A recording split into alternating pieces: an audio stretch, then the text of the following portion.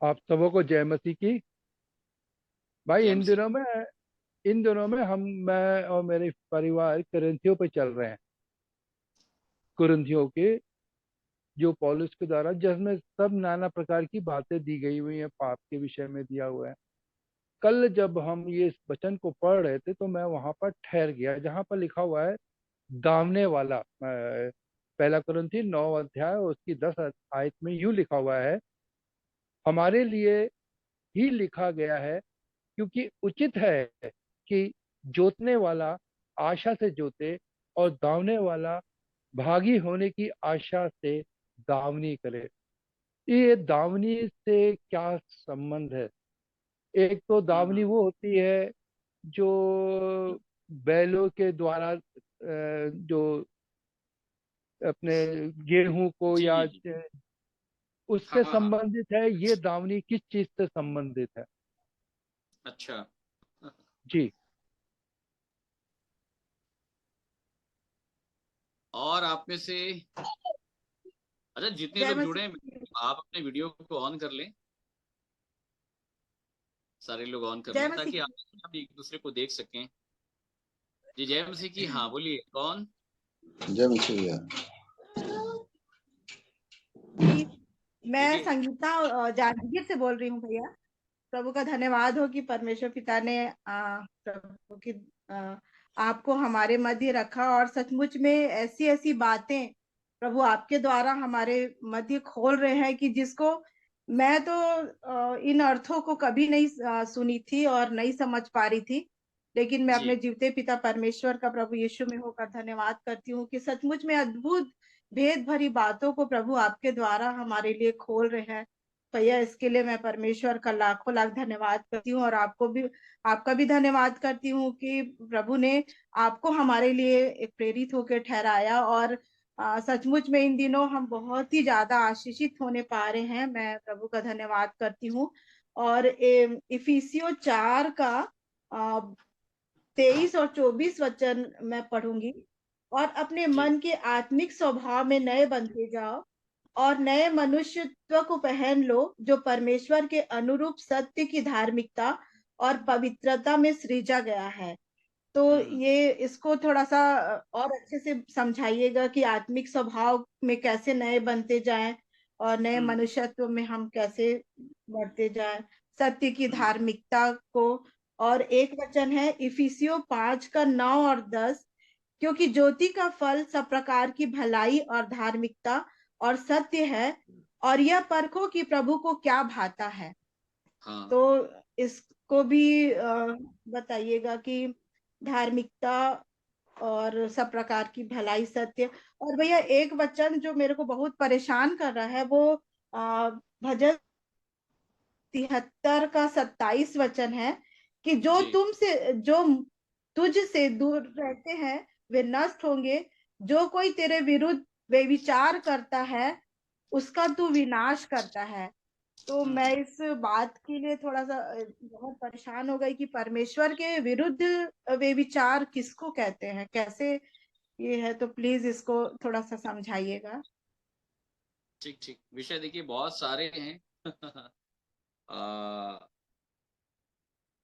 भैया ने कुरिन्थियों को लेकर के प्रश्न किया था। ठीक है वीर जी। जी। वीर जी मेरी बात हाँ सुन रहे हैं आप? ठीक ठीक। जी। एक बार फिर से अपने प्रश्न को दोहरा दीजिएगा। कौन सा अध्याय आपने खुलवाया था? भजन कुरिन्थियों। पहला कुरिन्थी 9 अध्याय, 9 अध्याय और पहला कुरिन्थियों 9वां अध्याय। ठीक। 10वीं आयत। हाँ हाँ। ठीक ठीक ठीक ठीक। चलिए, उत्तर जो आपने प्रश्न किया है ना, उत्तर जी। वहीं पे ही लिखा हुआ है। जी। ठीक है। जी। अच्छा, कितने लोग दावनी करना चाहते हैं? यहाँ पे कितने लोग दावनी का अर्थ समझते हैं? दावनी का सावनी का अर्थ ये हो सकता है जैसे बोने के लिए, जैसे गेहूं को, सॉरी, चावल को पानी जब भर दिया जाता है उसके बाद बोते हैं। एक तो ये भी हो सकता है, दूसरा हो अच्छा सकता है, जी। और दूसरा दावनी का मतलब ये होता है कोई चीज को रौंदे। हम्म जैसे पहले के टाइम में जानवरों के द्वारा गेहूं को रौंदा जाता था, या इस चीज से मतलब है, ठीक ठीक या ठीक। हमारे जीवन से मतलब।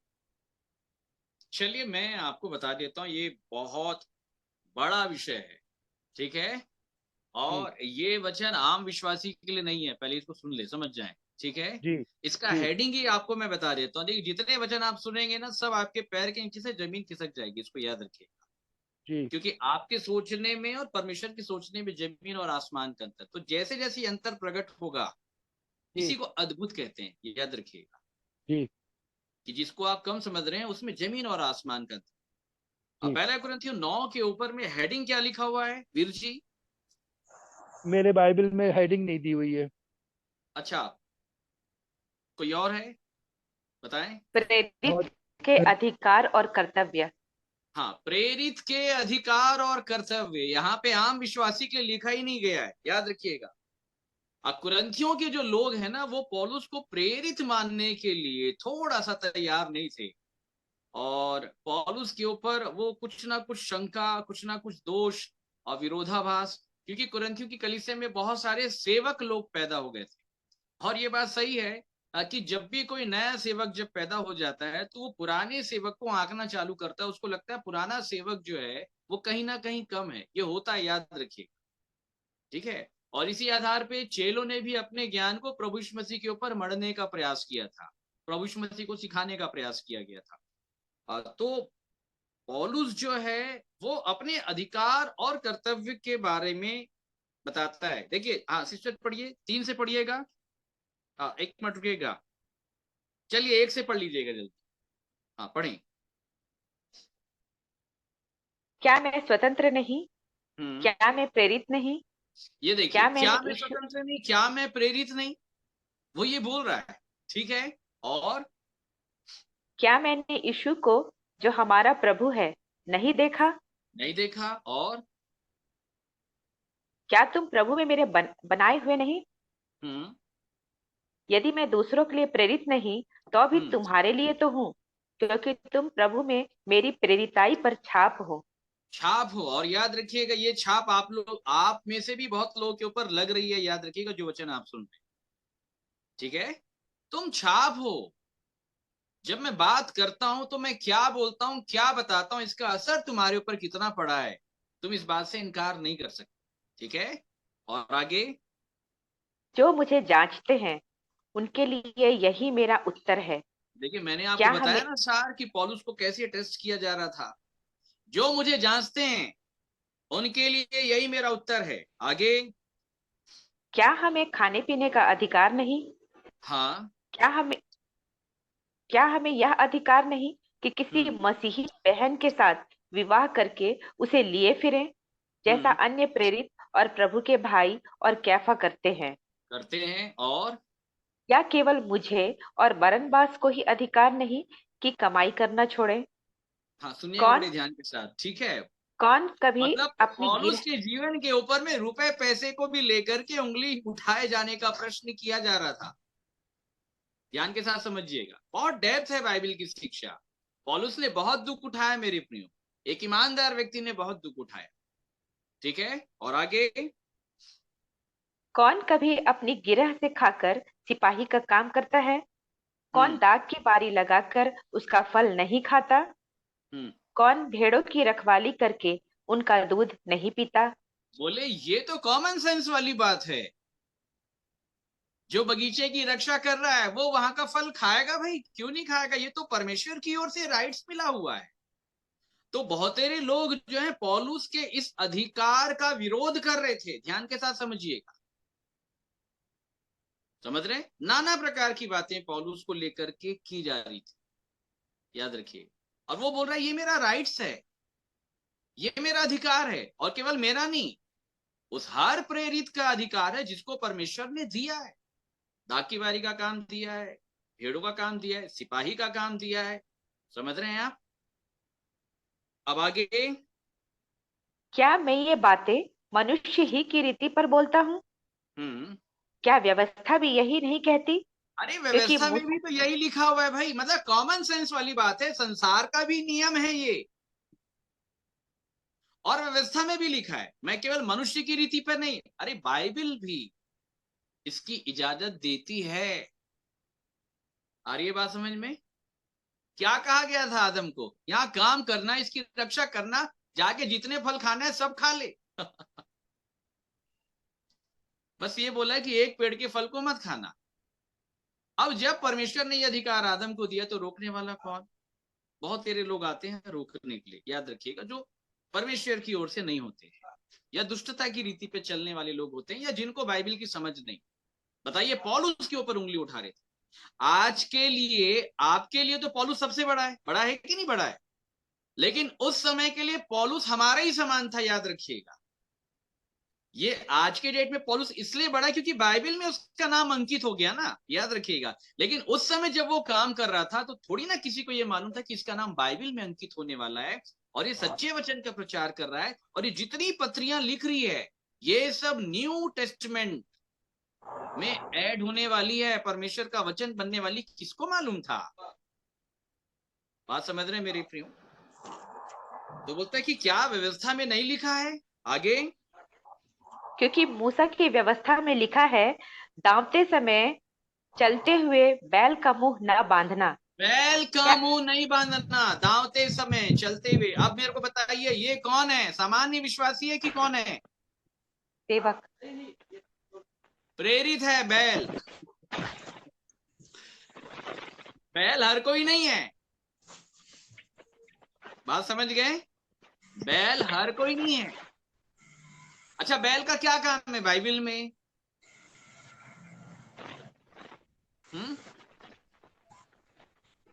आगे, दांवते समय चलते हुए बैल का मुंह ना बांधना। आगे, क्या परमेश्वर बैलों ही की चिंता करता है?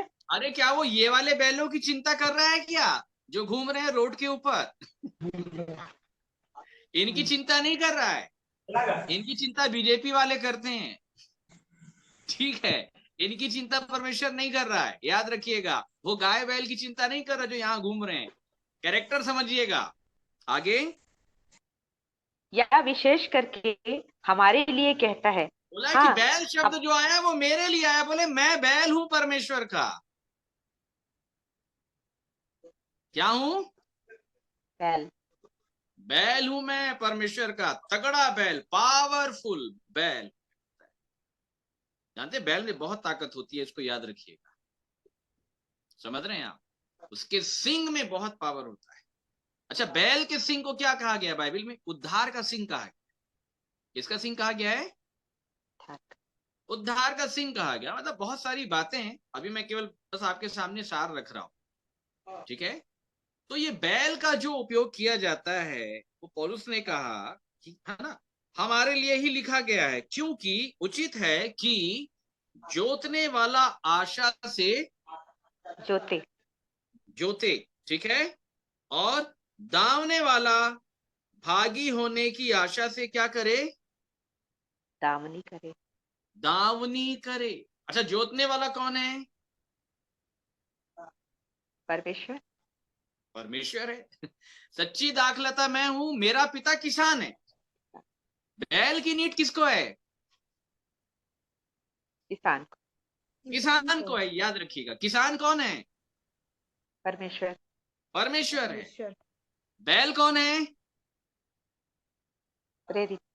प्रेरित है। प्रेरित। ठीक है, तो परमेश्वर और बैल के बीच में मध्यस्थ कौन है? प्रभु यीशु मसीह। हल। बैल के ऊपर क्या रखा जाएगा? हल। जो कोई अपना हाथ हल के ऊपर रख के पीछे देखता है वो परमेश्वर के राज्य के योग्य नहीं है। नहीं है, बिल्कुल नहीं। आ रही बात समझ में? तो यहाँ पे परमेश्वर जोत रहा है ना, खेती कर रहा है। बोलिए, क्या कर रहा है? खेती कर रहा है। खेती। खेती कर रहा है, याद रखिएगा। आ रही है बात समझ में? जी। सुनने बड़े ध्यान के साथ। निकालिए पहला कुरिन्थियों 3। हम सोचते हैं सारे प्रश्नों का उत्तर आपको दें, लेकिन जब हम बोलना चालू करते तो सारे रेवलेशन सामने आना चालू हो जाता है कि यहाँ ये लिखा है, यहाँ ये लिखा है। फिर भी मैं इसको शॉर्ट में बताने का प्रयास करूंगा। पहला कुरिन्थियों 3:3-5 से पढ़िएगा, सुनिएगा बड़े ध्यान के साथ। अपोल्लोस क्या है और पौलुस क्या है? केवल सेवक, जिनके द्वारा तुमने विश्वास किया, जैसा हर एक को प्रभु ने दिया।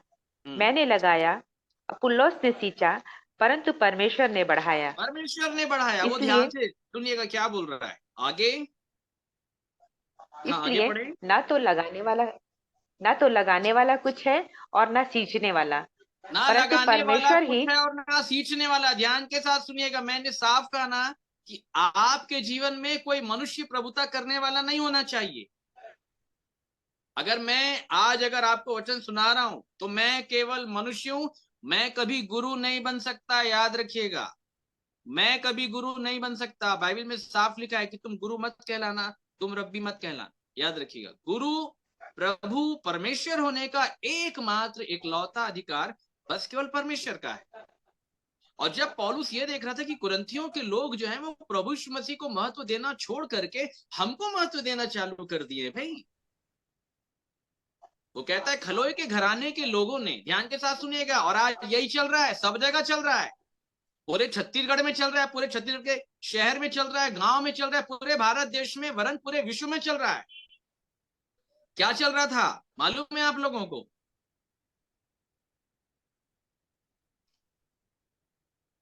पहला कुरिन्थियों 1:10।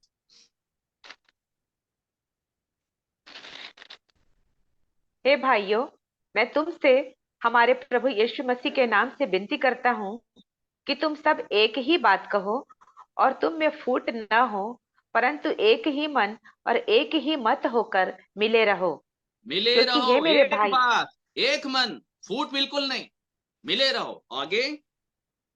क्योंकि हे मेरे भाइयों, खलोए के घराने के लोगों ने मुझे तुम्हारे विषय में बताया है कि तुम में झगड़े हो रहे हैं।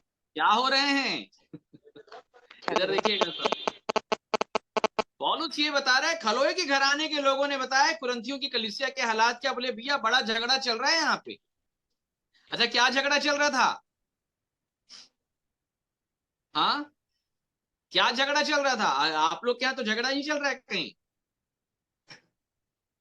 हाँ वीर जी, झगड़ा चलता है क्या आपके यहाँ?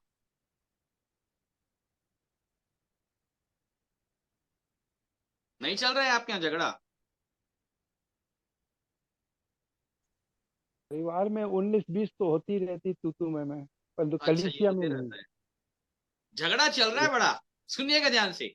आगे झगड़े का अर्थ मैं बता दे रहा हूं तो आप क्लियर हो जाएंगे। आगे। मेरे कहने का अर्थ यह है कहने मतलब झगड़ा मतलब, मेरे कहने का अर्थ ये है कि तुम में से कोई तो अपने आप को पौलुस का, कोई किसका अपोल्लोस का। बताता है। झगड़ा यही चल रहा है आज। बोले भैया हम लोग कौन से ग्रुप वाले हैं? बोले भैया वो सेंट पॉल वाले हैं हम। पौलुस के ग्रुप वाले हैं। कौन से ग्रुप वाले हैं? पौलुस। पौलुस के ग्रुप वाले हैं। बोले ये झगड़ा चल रहा है ना, कूटबंदी, सुनिएगा ध्यान से। और कोई अपुल्लोस का, कोई कोई ये कैफा बोल का। रहा है कि भी हम लोग अपोलुस के ग्रुप वाले हैं। हम लोग पौलुस वाले नहीं, अपन लोग को अपोलुस अच्छा लगता है। सुन ले बड़े ध्यान के साथ, जबकि अपोलुस को विश्वास में लाने वाला पौलुस ही था। बताइए, गुरु खराब हो गया उसका बताने वाला, और चेला ठीक है बोल रहे हैं ये लोग। कैसे गूढ़बाजी चल रही है। कोई कहता है पौलुस का, कोई कहता है अपोलुस का, और कोई कैफा का, तो कोई कोई कैफा का। मसीह तो कोई और मसीह का कुछ ही कहता है। लोग हैं जो ये बोलते हैं कि हम मसीह के हैं। पूरी कलीसिया का विभाजन हो गया। आ रही है बात समझ में? तो ये लड़ाई और झगड़े चल रहे हैं, परंतु इस लड़ाई झगड़े में प्रेरित कभी भी अपने ऊपर क्रेडिट नहीं लेना चाहता, बिल्कुल नहीं।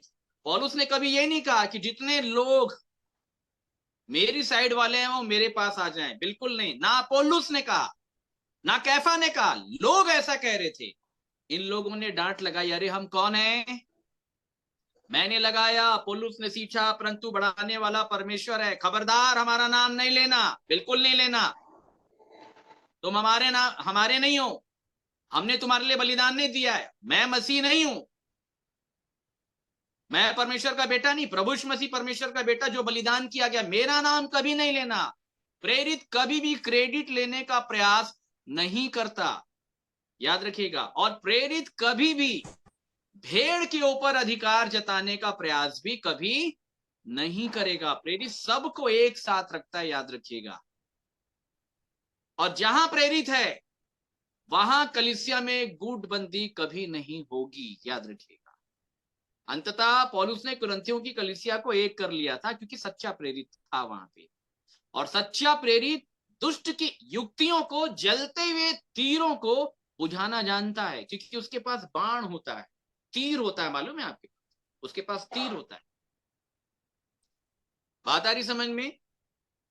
इसलिए बोलता है पौलुस कौन है, पौलुस कौन है, मैंने लगाया, पौलुस ने सींचा, परंतु परमेश्वर ने बढ़ाया। इसलिए ना लगाने वाला कुछ है और ना सींचने वाला, परंतु परमेश्वर ही है जो सब कुछ है, जो बढ़ाने वाला है, जोतने वाला है। 8 पढ़ें। एक काट। पहला कुरिन्थियों। लगाने वाला और सींचने वाला दोनों एक हैं, परंतु हाँ, हर एक व्यक्ति अपने ही परिश्रम के अनुसार अपनी ही मजदूरी पाएगा। आगे। क्योंकि हम परमेश्वर के सहकर्मी हैं, तुम परमेश्वर की खेती और परमेश्वर की रचना।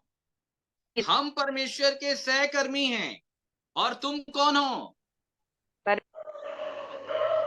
बोलिए, परमेश्वर की खेती, खेती। परमेश्वर की खेती, आई बात समझ में? परमेश्वर की खेती। हाँ, परमेश्वर की तो खेती। खेती कौन करता है? बोलिए, किसान। किसान। आ रही है बात समझ किसान। में? किसान खेती करता है, याद रखिए। और खेती करने के लिए किसान को क्या चाहिए? हल। हल। बैल और चाहिए। क्या चाहिए? बैल। बैल। बैल और बैल और हल बैल। चाहिए।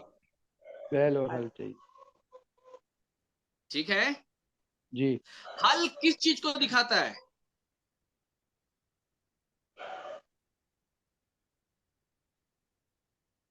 जमीन को नरम करने का काम में आता है। हम्म? जमीन को, खेत को नरम हल करने को का। जुआ बताया गया है। क्या बताया गया है? जुआ। ध्यान के साथ सुनिएगा, क्या बताया गया है?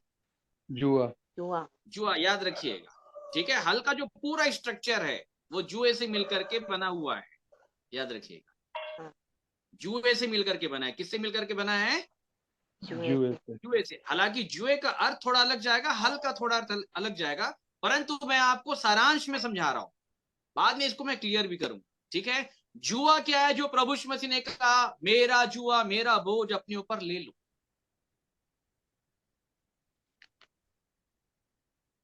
ध्यान के साथ सुनिएगा। जी। तो वहां भी जब प्रभु यीशु मसीह बोलता है मेरा जुआ अपने ऊपर ले लो, ध्यान के साथ सुनिएगा। देखिए, यहां किसान है और यहां किसान के पास केवल एक बैल है। बोलिए, कितनी बैल है? जी। एक। एक बैल। और वो एक बैल है परमेश्वर का पुत्र प्रभु यीशु मसीह। और हल चलाने के लिए 2 बैल चाहिए। कितने बैल? दो। तो 2 बैल चाहिए। दूसरा बैल जो तैयार होगा वो होगा कोई भी प्रेरित। आ रही है बात समझ में? जी। ठीक है, कोई भी होगा प्रेरित जिसको परमेश्वर बुलाएगा। और जिसको परमेश्वर बुलाएगा प्रेरित को, वो प्रभु यीशु मसीह के पूरे बोझ को समानता में उठाएगा। जी। और तब परमेश्वर की खेती चलेगी भाई साहब, तब होगी खेती। सब अपनी खेती कर रहे हैं, याद रखिएगा, परमेश्वर की खेती नहीं चल रही है आज। खेती मतलब समझते हैं? खेती व- मतलब, वचन का प्रचार। खेती का मतलब होता है मिनिस्ट्री। क्या होता है? मिनिस्ट्री। मिनिस्ट्री। मिनिस्ट्री, याद रखिएगा। खेत किसको बताया गया बाइबल में? संसार। ठीक है। और जब हम मत्ती की किताब जब हम पढ़ते हैं, ठीक है, तो वहां पे खेती के बारे में पूरा विषय लिखा हुआ है। जंगली बीज के दृष्टांत में मत्ती 13 निकालें और 24 पढ़ें। यीशु ने उन्हें एक और दृष्टांत दिया, स्वर्ग का राज्य उस मनुष्य के समान है, तो उसका शत्रु आकर गेहूं के बीच जंगली बीज बोकर चला गया। तब जब अंकुर निकले और बालें लगी, तो जंगली दाने के पौधे भी दिखाई दिए। इस पर गृहस्थ के दासों ने आकर उससे कहा, हे स्वामी, क्या तूने अपने खेत में अच्छा बीज न बोया था? फिर जंगली दाने के पौधे उसमें कहां से आए? उसने उनसे कहा, यह किसी शत्रु का काम है। दासों ने उससे कहा, क्या तेरी इच्छा है कि हम जाकर उनको बटोर लें? उसने कहा, नहीं, ऐसा न हो कि जंगली दाने के पौधे बटोरते हुए तुम उनके साथ गेहूं भी उखाड़ लो। कटनी तक दोनों को एक साथ बढ़ने दो, और कटनी के समय मैं काटने वालों से कहूंगा कि पहले जंगली दाने के पौधे बटोर कर जलाने के लिए उनके गट्ठे बांध लो, और गेहूं को मेरे खत्ते में इकट्ठा करो। सुन लीजिएगा ध्यान से, जो प्रभु यीशु मसीह ने कहा, सच्ची दाखलता मैं हूं, मेरा पिता किसान है, किसान खेती कर रहा है। किस चीज की खेती कर रहा है? बोलिए। गेहूं। हाँ, गेहूं के दाने की खेती कर रहा है। गेहूं के दाने की खेती का मतलब आप लोग समझते हैं? गेहूं के दाने की खेती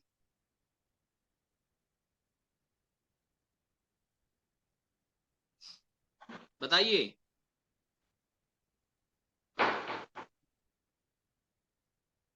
अच्छा, कोई बैठा है गेहूं के दाने की खेती करने वाला? गेहूं के दाने की खेती का मतलब क्या है? यहाँ 38 में लिखा है, अच्छा बीज राज्य की संतान। हम्म। गेहूं के दाने की खेती का मतलब, अब इसको ध्यान के साथ सुनिएगा, मैं आपको बता देता हूं। प्रभु यीशु जी। मसीह ने गेहूं के दाने की उपमा यूहन्ना रचित सुसमाचार में अपने आप को दिया। जब तक गेहूं का दाना भूमि के ऊपर पड़कर मरता नहीं, वो अकेला रहता है। जब मर जाता है तो बहुत सारा फल लाना चाहिए। ध्यान के साथ सुनिएगा, ठीक है? तो खेत क्या है? सुनिएगा ध्यान से, 38 पढ़ें इसी का, और सुंदर विषय है। खेत संसार है। खेत संसार है, ध्यान के अच्छा साथ बीज सुनिएगा। बस बस, अब इस खेत रूपी संसार में परमेश्वर अपने गेहूं के दाने की खेती करना चाहता है, ठीक है? जी। पहला गेहूं का दाना बोया गया इस संसार के ऊपर, एक गेहूं का दाना। वो पहला गेहूं का दाना कौन था? प्रभु यीशु मसीह, ठीक है? अब वो गेहूं का दाना जो बोया गया, मारा गया, गाड़ा गया, जो बोया गया, अब वो क्या पैदा करेगा? गेहूं। गेहूं ही पैदा करेगा। आ रही है बात समझ में? तो एक गेहूं का दाना गाड़ा गया तो कितने गेहूं के दाने पैदा हुए प्रभु यीशु मसीह के द्वारा? कितने गेहूं के 12। दाने पैदा हुए? हाँ, 12। 120। हाँ, 120। क्योंकि प्रभु यीशु मसीह के मरने का बेनिफिट बस केवल 120 लोगों को मिला और एक डाकू को मिला। डाकू का दर्शन अलग है, लेकिन मैं आपको बताना चाह रहा हूं, ध्यान के साथ समझिएगा, ठीक है? जी। एक गेहूं का दाना मारा तो उसका बेनिफिट कितने लोग को मिला? 12। 120। 120। 120। 120। हाँ, और 120 में सब 12 भी आ जाते हैं इसमें। एक तो चला गया, उसके स्थान में दूसरे को भी ऐड किया गया। आ रही है बात समझ में? अब ये जी। 120 लोग कौन है? ये प्रेरित। भी गेहूं के दाने हैं, ठीक है? अब जी। इन गेहूं का दानों का क्या काम है? इन गेहूं का ये दाने भी का क्या काम? ये भी भूमि में जा करके मरे। हाँ, किसान इनको भी बोएगा भाई, डालेगा अंदर। मतलब ध्यान के साथ सुनिएगा, सृष्टि आशा भरी दृष्टि से परमेश्वर के पुत्रों के प्रकट होने की बात जो रही है, वो गेहूं की खेती करना चाहता है। मतलब हर जगह अपने पुत्र को देखना चाहता है। बात आ रही समझ में? किसको देखना चाहता है? हर जगह अपने पुत्र और पुत्रियों को, हर जगह सबके अंदर अपने पुत्र के स्वरूप को देखना चाहता है। जब वो आपको देखे तो आपके चेहरे में प्रभु यीशु मसीह का चेहरा उसको नजर आना चाहिए। अगर आपके चेहरे में प्रभु यीशु मसीह का चेहरा नजर नहीं आ रहा है तो आप स्वर्ग नहीं जाओगे। आप किसी दूसरे की खेती हो सकते हो, किसी दूसरे की मिनिस्ट्री के भागी हो सकते हो, लेकिन मिनिस्ट्री एक ही है, याद रखिएगा। और ये जो आपके सामने बैठा है ना, ये उसी मिनिस्ट्री में परमेश्वर की ओर से बैल का सहकर्मी है, इसके अलावा मैं कुछ नहीं हूं। आ रही है बात समझ में? जी। और वहां पे जो किसान है वो गेहूं का दाना आपको बना के ही छोड़ेगा, याद रखिएगा, क्योंकि मिनिस्ट्री उसकी है, उसको मालूम है गेहूं का दाना कैसे बनाते हैं। आ रही है बात समझ में? और तब ये गेहूं के दाने से आटा बनेगा, फिर आटे से जीवन की रोटी बनेगी, फिर रोटी को आग में डाला जाएगा, पकाया जाएगा और संसार के भूखे लोगों को खिलाया जाएगा, और तब उनमें भी वो जीवन होगा। मेरे प्रियो याद रखिएगा, जो रोटी खाएगा उसे भी यही प्रेरणा मिलेगी कि तू भी गेहूं का दाना बन, तुझे भी रोटी बनानी। मेरे प्रियो बात आ रही समझ में? परमेश्वर को खेती करने के लिए बैल चाहिए। क्या चाहिए? बैल चाहिए। बैल प्रेरित है, याद रखिएगा। पहला जो बैल है वो है परमेश्वर का पुत्र। सुन ले बड़े ध्यान के साथ, कौन है? परमेश्वर का पुत्र। ठीक है, अब इसका स्ट्रक्चर मैं आपको बता देता हूं, सारे लोग मेरे को देखिएगा। ठीक है, ये दो बैल हैं, सुनिएगा बड़े ध्यान के साथ, देख रहे हैं आप? ठीक है, और इधर से परमेश्वर इन दो बैलों के द्वारा खेत को जोतने का काम कर रहा है। ठीक है, अब ये वाला जो बैल है ये प्रभु यीशु मसीह है, ये वाली ध्यान के साथ सुनिएगा। और ये वाला जो बैल है ये प्रेरित है, इसको पौलुस मान लेते हैं। ठीक है, और यहां पे परमेश्वर ने जुआ रख दिया और वो यहां से ऑपरेट कर रहा है। ठीक है, लेकिन जब पौलुस बुलाया गया था तो वो प्रभु यीशु मसीह की बराबरी वाला बैल नहीं था, वो छोटा था। ये देखिए, क्या था वो? छोटा था, याद रखिएगा। तो लोड उसके ऊपर ज्यादा नहीं है जुए का, लोड परिपक्व बैल के ऊपर में ज्यादा है, याद रखिएगा। छोटे बैल के ऊपर में कम है, याद रखिएगा। आ रही है बात समझ में? छोटे बैल के ऊपर में कम है। अब ये छोटे बैल को जवान होना है। बोलिए क्या होना है? जवान। क्योंकि बाइबल में लिखा है जवानी में जुआ उठाना सहज है। तो जो जवान हो जाता है, आत्मिक जीवन में पहले बालक बनते हैं और बालक के बाद बढ़ते हुए जो जवान बन जाते हैं ना, वो बनते हैं परिपक्व बैल प्रभु यीशु मसीह के समान। तब परमेश्वर खेती करता है उसके द्वारा, याद रखिएगा। किसी अनाड़ी बैल के द्वारा खेती नहीं करता वो, याद रखिएगा। और तब वो इस परिपक्व बैल के पूरे लोड को समान रूप में अपने कंधे में ले लेता है।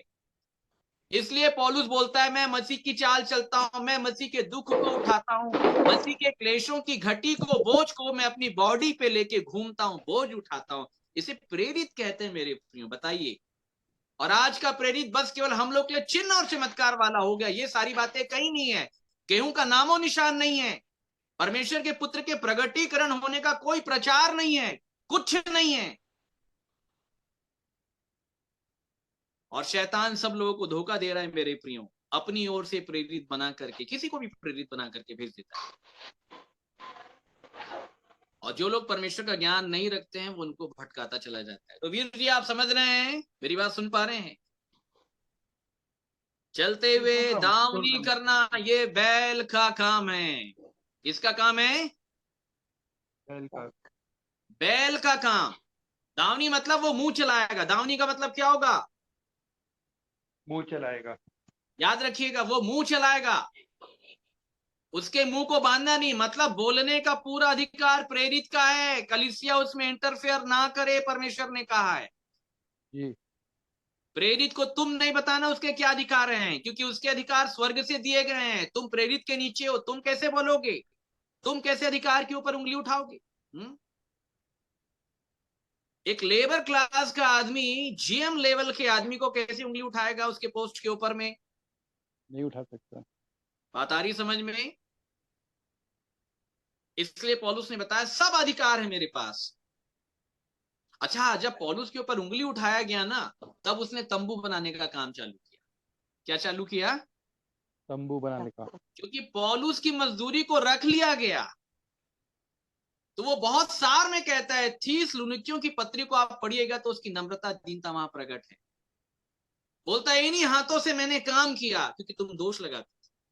इन्हीं हाथों से मैंने काम किया, परिश्रम किया, कमाया, और जो पैसे कमाए उसे तुम्हारी सेवा की, और उसी पैसे को मैंने सुसमाचार में लगाया। ऐसा नहीं कि मैं प्रेरित नहीं, प्रेरित होने का मेरा पूरा अधिकार है, और प्रेरित होने के नाते मैं तुम पर बोझ डाल सकता था, परंतु नहीं डाला। क्यों नहीं डाला? क्योंकि हम तुम्हारे लिए आदर्श बनना चाहते हैं। और आज की पूरी मिनिस्ट्री चंदे के ऊपर हो गई मेरे। लड़ाई तो चंदे की है ना, याद रखिएगा। लड़ाई किसकी है? चंदे की। केवल चंदे की है, याद रखिएगा, और किसी चीज की लड़ाई नहीं है। अगर 5 लोग मिलकर के आपस में मतभेद कर रहे हैं, ध्यान के साथ सुनिएगा, 5 लोग अगर आपस में मिलकर के मतभेद कर रहे हैं, ठीक है, आप उस व्यक्ति को बोल कि भैया ये चंदे का पूरा पाठ हम लोग आपको दे, वो शांत हो जाएगा, शांत हो जाएगा। बोले चलना तो यहीं से सब कुछ है, फिर वो शांत हो जाएगा। बता रही समझ? अच्छा, जो लोग इस आधार पे गुटबाजी करते रहते, कभी उनको बोलो कि ठीक है, कभी आप जाओ, जो आपको अपना काम करना है करो, लेकिन भंडारीपन आपको नहीं देंगे। बिना भंडारीपन के काम करके दिखाओ, वो नहीं जाएगा काम करने, जाएगा ही नहीं वो। आज की मिनिस्ट्री जो है वो भंडारीपन का काम हो गई है। जबकि मैं आपको बताना चाहता हूं मेरे प्रियो कि जब प्रभु यीशु मसीह ने 12 प्रेरितों को बुलाया तो क्या कहा था? मैंने ये वचन भी आपको पढ़ाया है, निकाले मेरे साथ। लूका की सुसमाचार 22वां अध्याय, उसका 35 से पढ़िएगा, 35, सुनिएगा ध्यान से।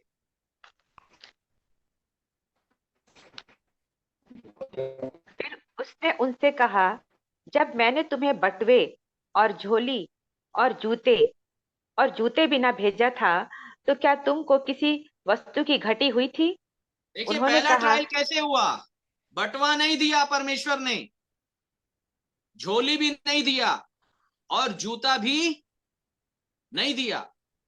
तो बोला जब मैंने तुमको कुछ नहीं दिया और भेजा, तो क्या तुमको किसी वस्तु की कमी घटी हुई? आगे नहीं हुई। उन्होंने कहा, किसी वस्तु की नहीं। आगे उसने उनसे कहा, परंतु अब जिसके पास बटुआ हो वह उसे ले, और वैसे ही झोली भी। अब और लो बोल जिसके रहा है पास बटवा। तलवार। पहला ट्रायल तो बटवे के बिना है भाई, बिना पॉकेट मनी के वो प्रचार के लिए भेजता है। बात आई समझ में? और आज कोई भी मिनिस्ट्री के लिए आएगा तो पहले उसको सपोर्ट चाहिए। क्या चाहिए? सपोर्ट। आ रही है बात समझ में? लेकिन जो परमेश्वर के भेजे हुए लोग रहते हैं ना, वो अपोर्ट और सपोर्ट की बात नहीं करते, याद रखिएगा। ये 12 प्रेरितों ने भी नहीं की, और ना हमने कभी अपने जीवन में की। और फेसबुक के ऊपर में आप पूरा लाइव सेशन हमारा देख लीजिएगा, इन बातों की कहीं भी आपको चर्चा नहीं मिलेगी मेरी। तो बात समझ रहे हैं? ये हैं चलते हुए बैल, परमेश्वर के सेवक, परमेश्वर के प्रेरित, जिनके पास परमेश्वर के दिए हुए सारे अधिकार, राइट्स होते हैं, याद रखिएगा। ठीक है वीर जी, समझ पा रहे हैं आप? जी। ठीक। अच्छा, अब प्रिय बहन ने, संगीता बहन ने ये प्रश्न किया था, लाइन पे है बहन? इफिसियों। संगीता बहन मेरी आवाज सुन पा रहे हैं? अगर सुन पा रहे हैं तो आप बोले। जी जी हाँ, जी। भजन संहिता 73 73 का 27 27 में है। जी हाँ, जी। पढ़ ले एक बार।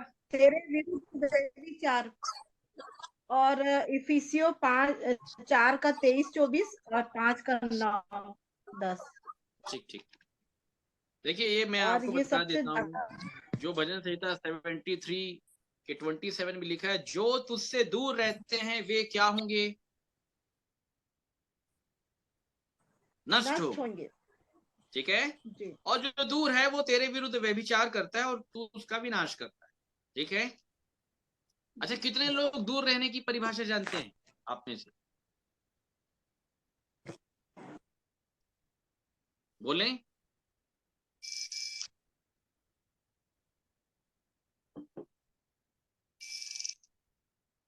दूर रहने की परिभाषा कितने लोग जानते हैं? दूर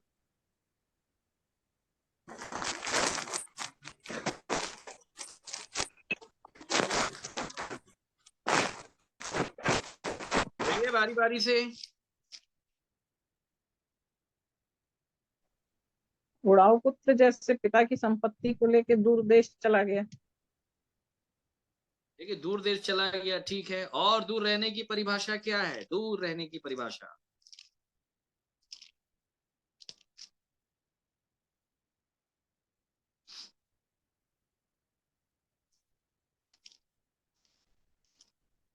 बारी बारी से बताएं। आप में से कोई यहाँ पे व्यक्ति बैठा है जो परमेश्वर से दूर है?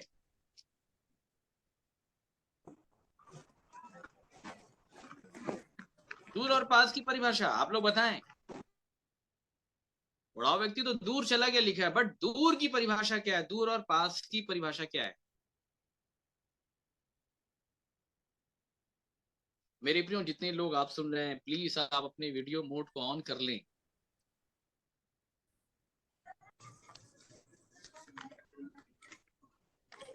दूर और पास रहने की परिभाषा क्या है? अच्छा, कितने लोग पास वाले हैं और कितने लोग दूर वाले हैं? अच्छा, सोच के बोलिएगा ना, मैं फंसाऊंगा आपको ना। अभी भी करीब नहीं आ पाए हैं भैया, प्रयास जारी है। मतलब आप दूर हैं, ठीक है। मानते हैं। ठीक, जो पास नहीं है वो दूर है, ठीक है। और जोर से बोले, थोड़ी सी आवाज कम आ रही है। जी बोलिए। सिस्टर कह रही है मैं भी दूर हूँ। अच्छा, ये दूर वाले हैं। कोई पास वाला बैठा है क्या? हाँ या ना? कोई जो बोले कि मैं पास हूँ एकदम।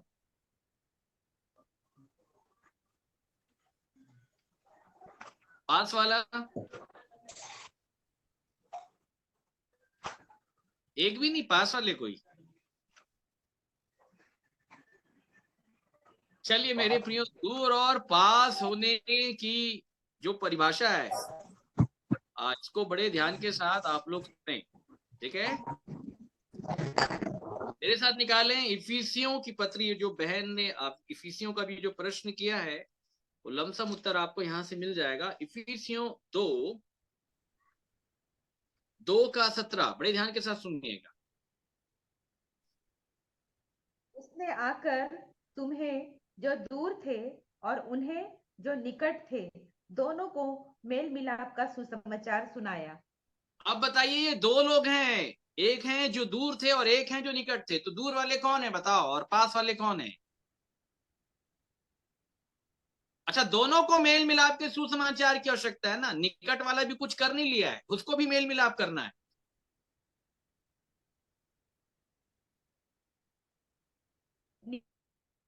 हाँ, कौन है दूर और पास? वॉइस इजरायली क्रैक हो लोग रही है सिस्टर। और दूर हम अन्य लोग। देखिए 11 पढ़िएगा इसी का।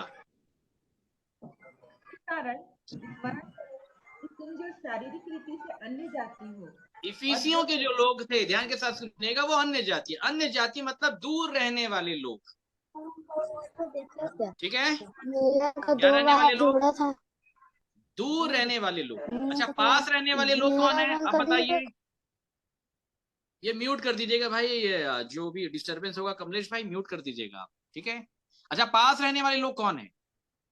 इजराइल की प्रजा। हाँ, इजराइल की नहीं, इजराइल की प्रजा को पास नहीं बोल सकते हैं। चलिए, पास रहने वाला कौन है ये मैं आपको मिलवाता हूं। निकालिए मरकुस 12,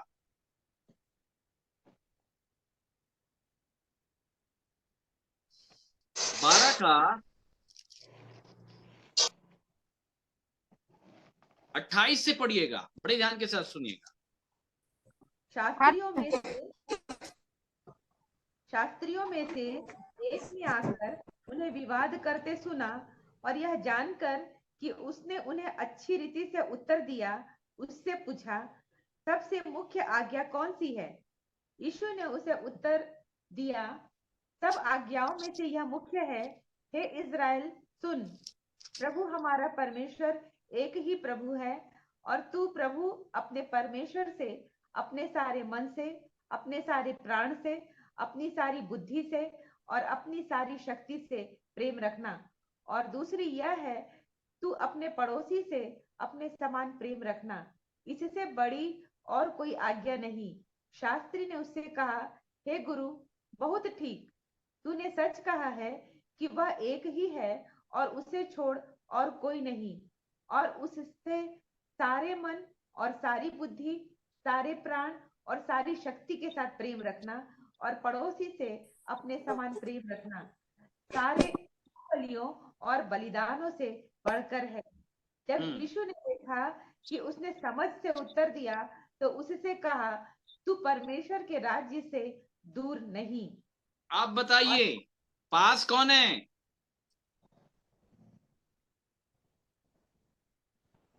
क्या ज्ञान है ना परमेश्वर का, उसके ज्ञान के लिए धन्यवाद दोस्त। अद्भुत है उसका ज्ञान। ऐसा कोई प्रश्न नहीं जिसका उत्तर नहीं है।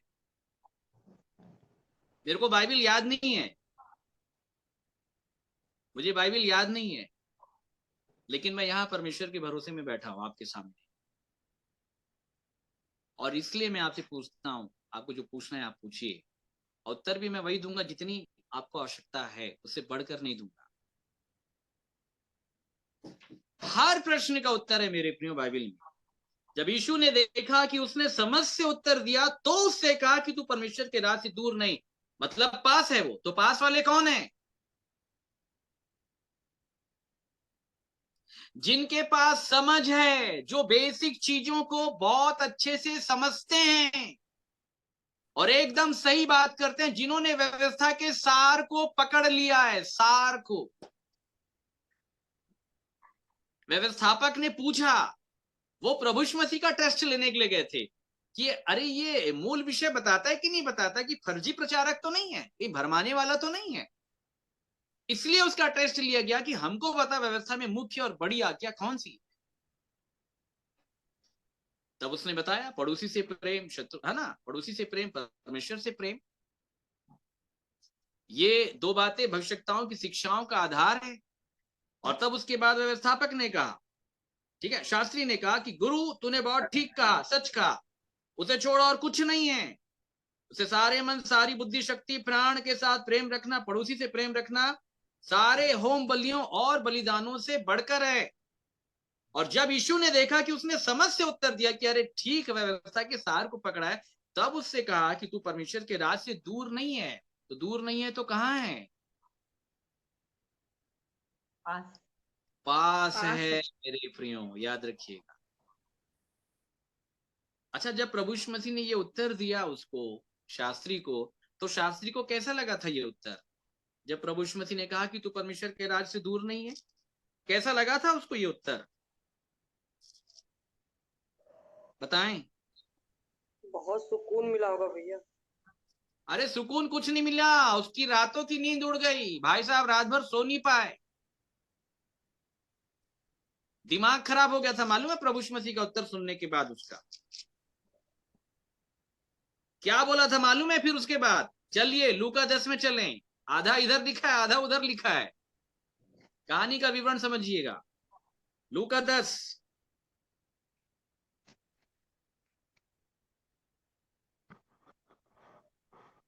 अब यहां पढ़िए 10 का 25 से, सुनिएगा बड़े ध्यान के साथ। और देखो, एक व्यवस्थापक उठा और यह हाँ कहकर परीक्षा करने लगा, हे गुरु, अनंत जीवन का वारिस होने के लिए मैं क्या करूं? उसने हाँ। उससे कहा, व्यवस्था में क्या लिखा है, तू कैसे पढ़ता है? उसने उत्तर दिया, तू प्रभु अपने परमेश्वर से अपने सारे मन और अपने सारे प्राण और अपनी सारी शक्ति और अपनी सारी बुद्धि के साथ प्रेम रख, और अपने पड़ोसी से अपने समान प्रेम रख। उसने उससे कहा, तूने ठीक उत्तर दिया, यही कर तो तू जीवित रहेगा। आप प्रभु यीशु मसीह ने कहा यही कर तो तू जीवित रहेगा, नहीं तो मर जाएगा तू। अब आगे क्या कहा सुनिएगा ध्यान से। परंतु उसने अपने आप को धर्मी ठहराने की इच्छा से यीशु से पूछा, तो मेरा पड़ोसी कौन है? उसका दिमाग खराब हो गया। अरे तू हमको ये बोल रहा है कि हम परमेश्वर के राज्य के आसपास हैं? हम राज्य के आसपास नहीं, हम राज्य में हैं। अच्छा नहीं लगा उसको, ठीक है। और अपने आप को धर्मी ठहराना चाह। क्या ठहराना चाह? मतलब प्रभु यीशु मसीह की बात से कहीं ना कहीं वो हर्ट हुआ, वो जान गया कि मैं धर्मी नहीं हूं। तो इसलिए उसने काउंटर अटैक किया प्रभु यीशु मसीह के ऊपर, अपने आप को धर्मी ठहराने की इच्छा से। ऐसे ही करता है विश्वासी आज भी, काउंटर अटैक। तो फिर मेरा पड़ोसी कौन है भाई?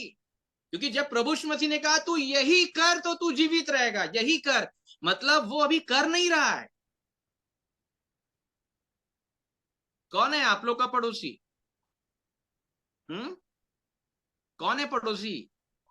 लता सिस्टर, पड़ोसी कौन है? मेरे अपने परिवार के लोग। यही गड़बड़ी है। और कोई बताएगा पड़ोसी कौन है? अच्छा, प्रभु जिसका यीशु। परिवार ही नहीं होगा वो क्या करेगा? जिसका परिवार ही नहीं होगा, इकलौता होगा तो क्या करे? अच्छा, कई लोग से जब पूछो ना पड़ोसी से प्रेम करो तो बोले वो बाजू वाले शर्मा जी, इधर वाले वर्मा जी, सामने वाले मिश्रा जी, पीछे वाले साहू जी, बोले इनसे करना है। अच्छा, मैं बोला जिनका घर खेत में है, आजू बाजू घर ही नहीं है, तो वो किससे प्रेम करेगा? अकेला रहता है इकलौता, तो वो तो बच गया बेचारा। बोले हमारे यहाँ तो पड़ोसी ही नहीं है, तो अच्छा है, प्रेम करने की कोई आवश्यकता ही नहीं। किससे करे प्रभु? आजू बाजू में तो कोई रहता ही नहीं। पड़ोसी बहुत बड़ा भेद है, ये मैं आपको बता दे रहा हूं, बहुत बड़ा। ठीक है, चलिए मैं आपको आज पड़ोसी से मिला देता हूं। पड़ोसी परमेश्वर से जुड़ा है भैया, हाँ, परमेश्वर से जुड़ा हुआ। नहीं, ऐसा बोलने से क्लियर नहीं होगा ना, पूरी रूपरेखा हमको समझनी पड़ेगी। सब कुछ तो परमेश्वर से जुड़ा है भाई साहब। उसी के ऐसा आगे जो दिया हुआ है परमेश्वर भैया, से नहीं जुड़ा है उसी के आगे जी। जो दिया हुआ है कि यरूशलेम से यरीहो को जा रहा था, डाकू घेर लिए, तो चलिए फिर मैं उसके वही बाद वही पढ़वा करके भी आप लोग से पूछने वाला हूं। आप लोग तैयारी कर लो, मैं पढ़वा रहा हूँ, फिर पूछूंगा और फिर फंसाएंगे आपको इसमें। ठीक है, चलिए पढ़ें।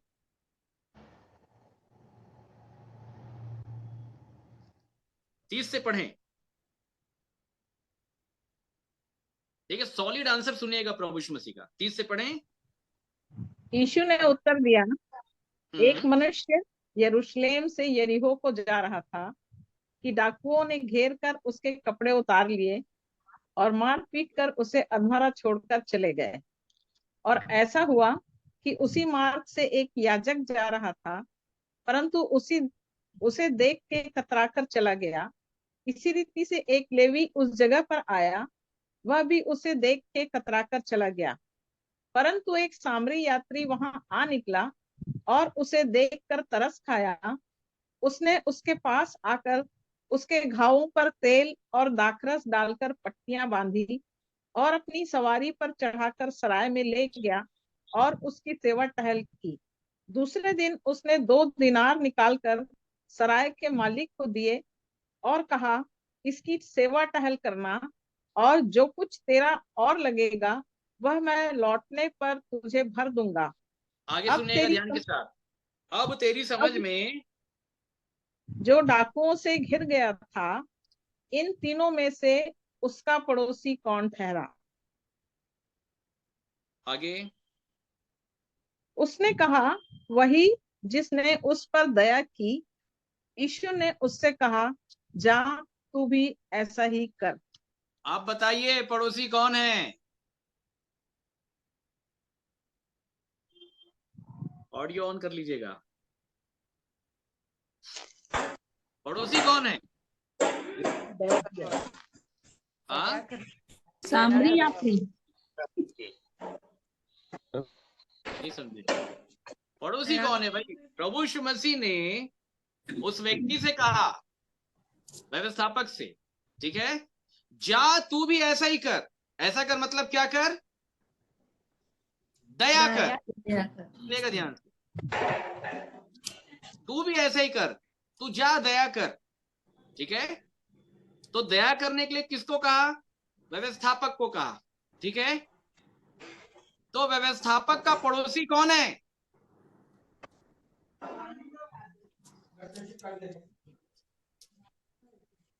भाई आप अकेले मेरा नाम ले रहे हैं, मान लेते मैं व्यवस्थापक हूं, लेकिन मेरा पड़ोसी कौन है भाई? उस व्यवस्थापक का पड़ोसी कौन है?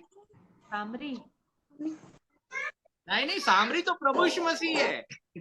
वो जो घूसे खा करके लेटा हुआ है ना, पड़ा हुआ है, निर्बल दुर्बल लाचार, व्यवस्थापक को ये बताया जा रहा है ये तेरा पड़ोसी, पड़ोसी मतलब निर्बल लोग, याद रखिएगा।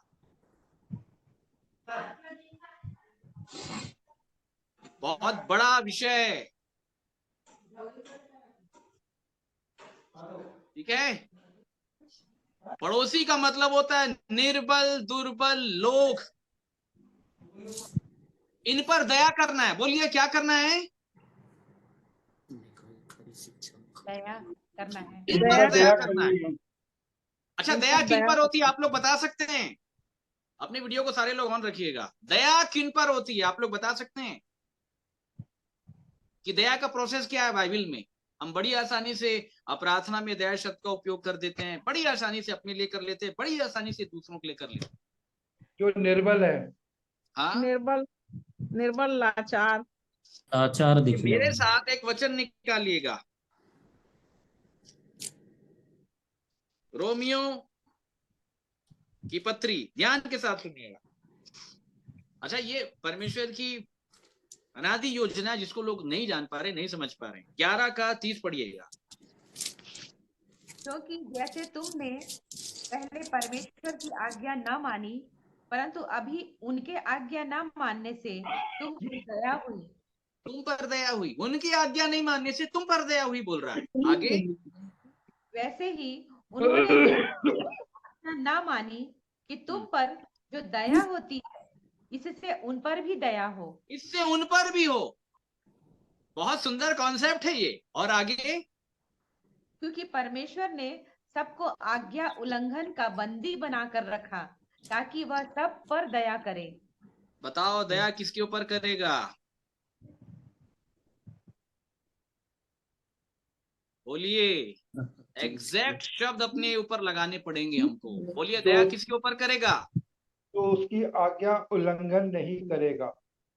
बंदी। नहीं समझा आपने भाई साहब, क्या लिखा है? परमेश्वर ने सबको आज्ञा उल्लंघन का बंदी बनाकर रखा है। आज्ञा उल्लंघन का, मानने वालों को बंदी नहीं बनाता, आज्ञा उल्लंघन का बंदी बना के रखा है, ताकि वह सब पर क्या करे? दया करे। और जब वो दया हो जाएगी ना, याद रखिएगा, तो आज्ञा का उल्लंघन बंद हो जाएगा, आप आज्ञाकारिता में आ जाएंगे।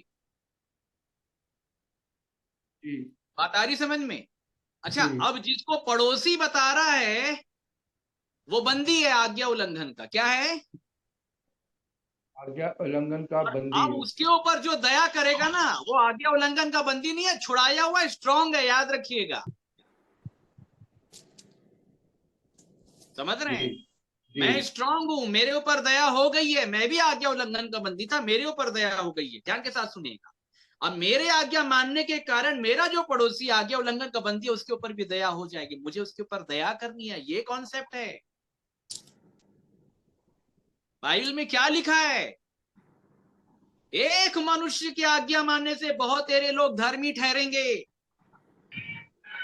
आप एक अगर बलवंत हो जाएंगे ना, आज्ञाकारिता में आ जाएंगे, आज्ञा उल्लंघन के बंदी हैं, आप लोगों को मालूम ही नहीं है।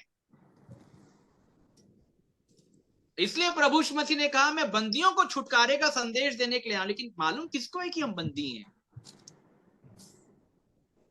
पौलुस अपने आप को लेटर लिखता है तो बोलता है कि मैं बंदी हूं। बात आ रही समझ में? आज इफिसियों पढ़िएगा आप, मैं क्या हूं? मसीह में बंधवा। बंदी हूं बोलता है बार बार, निकालिएगा इफिसियों 3 का 1।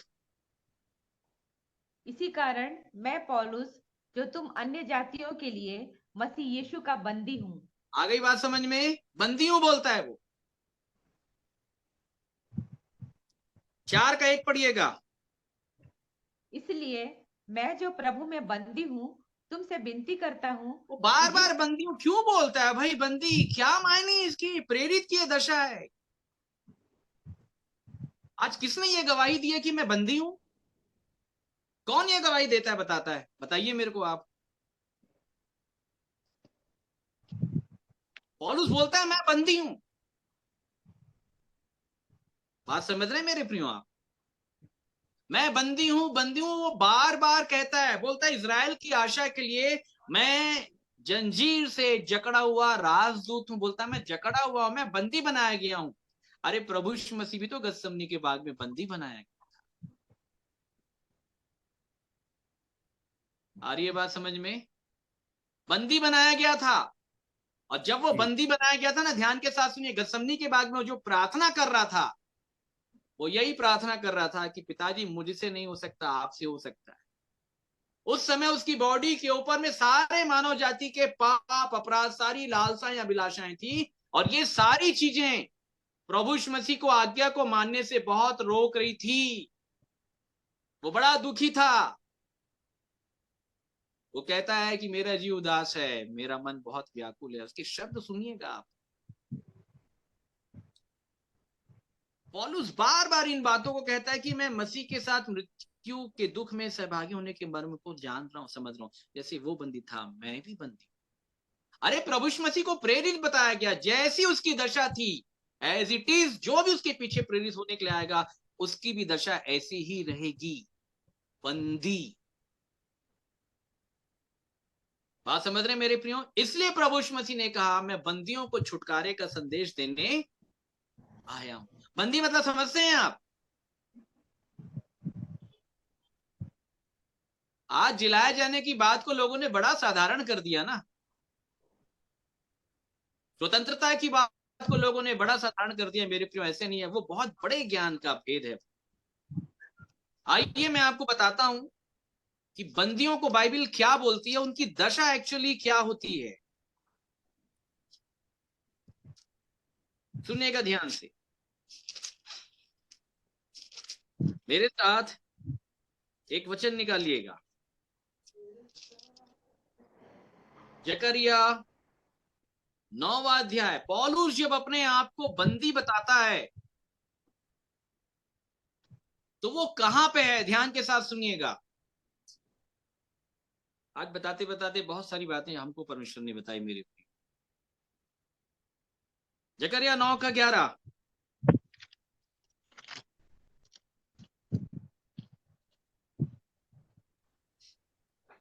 तू भी सुन, क्योंकि मेरी वाचा के लहू के कारण मैंने तेरे बंदियों को बिना जल के गड्ढे में से उबार लिया है। बस रुक जाइएगा। पौलुस जब अपने आप को बंदी बता रहा है, तो कहां है उस समय? सिस्टर बताइए, आपने वचन पढ़ा है, कहां पे है वो अभी?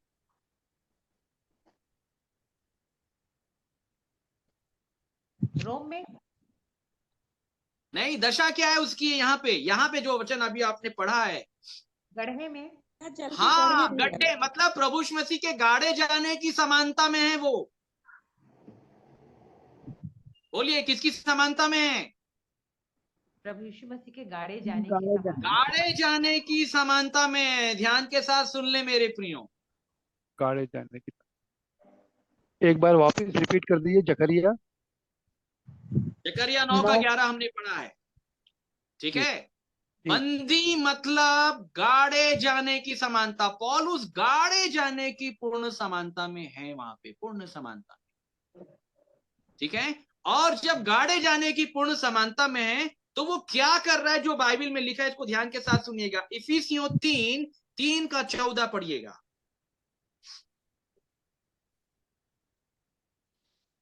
मैं इसी कारण उस पिता के सामने घुटने टेकता हूँ। इसी कारण, क्योंकि मैं बंदी हूं, वो घुटने टेक रहा है। क्यों टेक रहा है घुटने? फिलिपियो निकालिएगा मेरे प्रियो। बहुत सारी बातें जो परमेश्वर इस समय प्रकट कर रहा है। फिलिपियो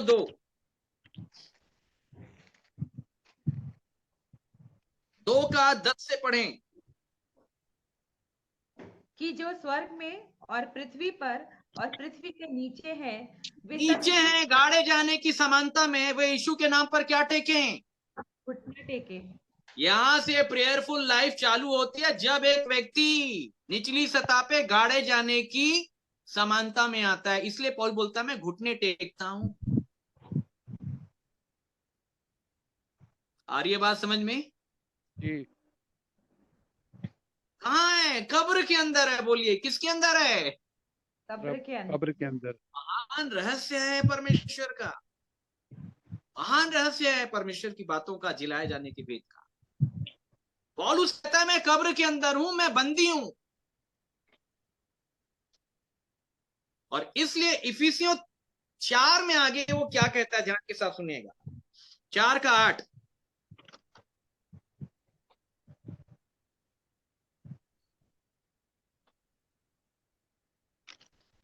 इसलिए वह कहता है, वह ऊंचे पर चढ़ा और बंदियों को बांध ले गया और ध्यान के साथ सुनिएगा मेरे प्रियो, किसको बांध के लेके गया? बंदियों को। पहले आप जाने तो सही कि आप बंदी हैं। वो ऊंचे पर चढ़ा और बस केवल बंदियों को बांध के लेकर के गया। चढ़ा और बांध के लेके गया मतलब सिस्टर क्या भेद है इसका? आगे पढ़िएगा। और मनुष्यों को दान दिए। हाँ, उसके चढ़ने से और क्या पाया जाता है? केवल यह कि वह पृथ्वी की निचली जगहों में उतरा भी था। ध्यान के साथ सुनेगा। प्रभु यीशु मसीह के ऊपर जाने का एकमात्र उद्देश्य क्या था? कारण क्या था? वो नीचे उतरना चाहता था। बोलिए, कहां उतरना चाहता था? नीचे। नीचे क्यों उतरना चाहता था? क्योंकि नीचे बंदी लोग हैं। कौन कौन बंदी थे? आदम से लेके प्रभु यीशु मसीह की मृत्यु के पहले तक जितने लोग मरे थे उस दशा में सब नीचे थे। सुन लें इस रहस्य को बड़े ध्यान के साथ। ये कहां पाया जाता है? पहला पत्रस 3:18। इस संदेश को बार बार सुनना पड़ेगा मेरे प्रिय, सब बात आपके समझ में आएंगी। पहला पत्रस 3:18। इसलिए कि मसीह ने भी अर्थात धर्मियों के लिए धर्मी ने पापों के कारण एक बार दुख उठाया ताकि हमें परमेश्वर के पास पहुंचाए। वह शरीर के भाव से तो घात किया गया पर आत्मा के भाव से जिलाया गया। उसी में उसने जाकर कैदी आत्माओं को भी प्रचार किया, नीचे जाके कैसी आत्माओं को? कैदी आत्माओं को। कैदी आत्माओं को याद रखिएगा। समझ रहे हैं आप?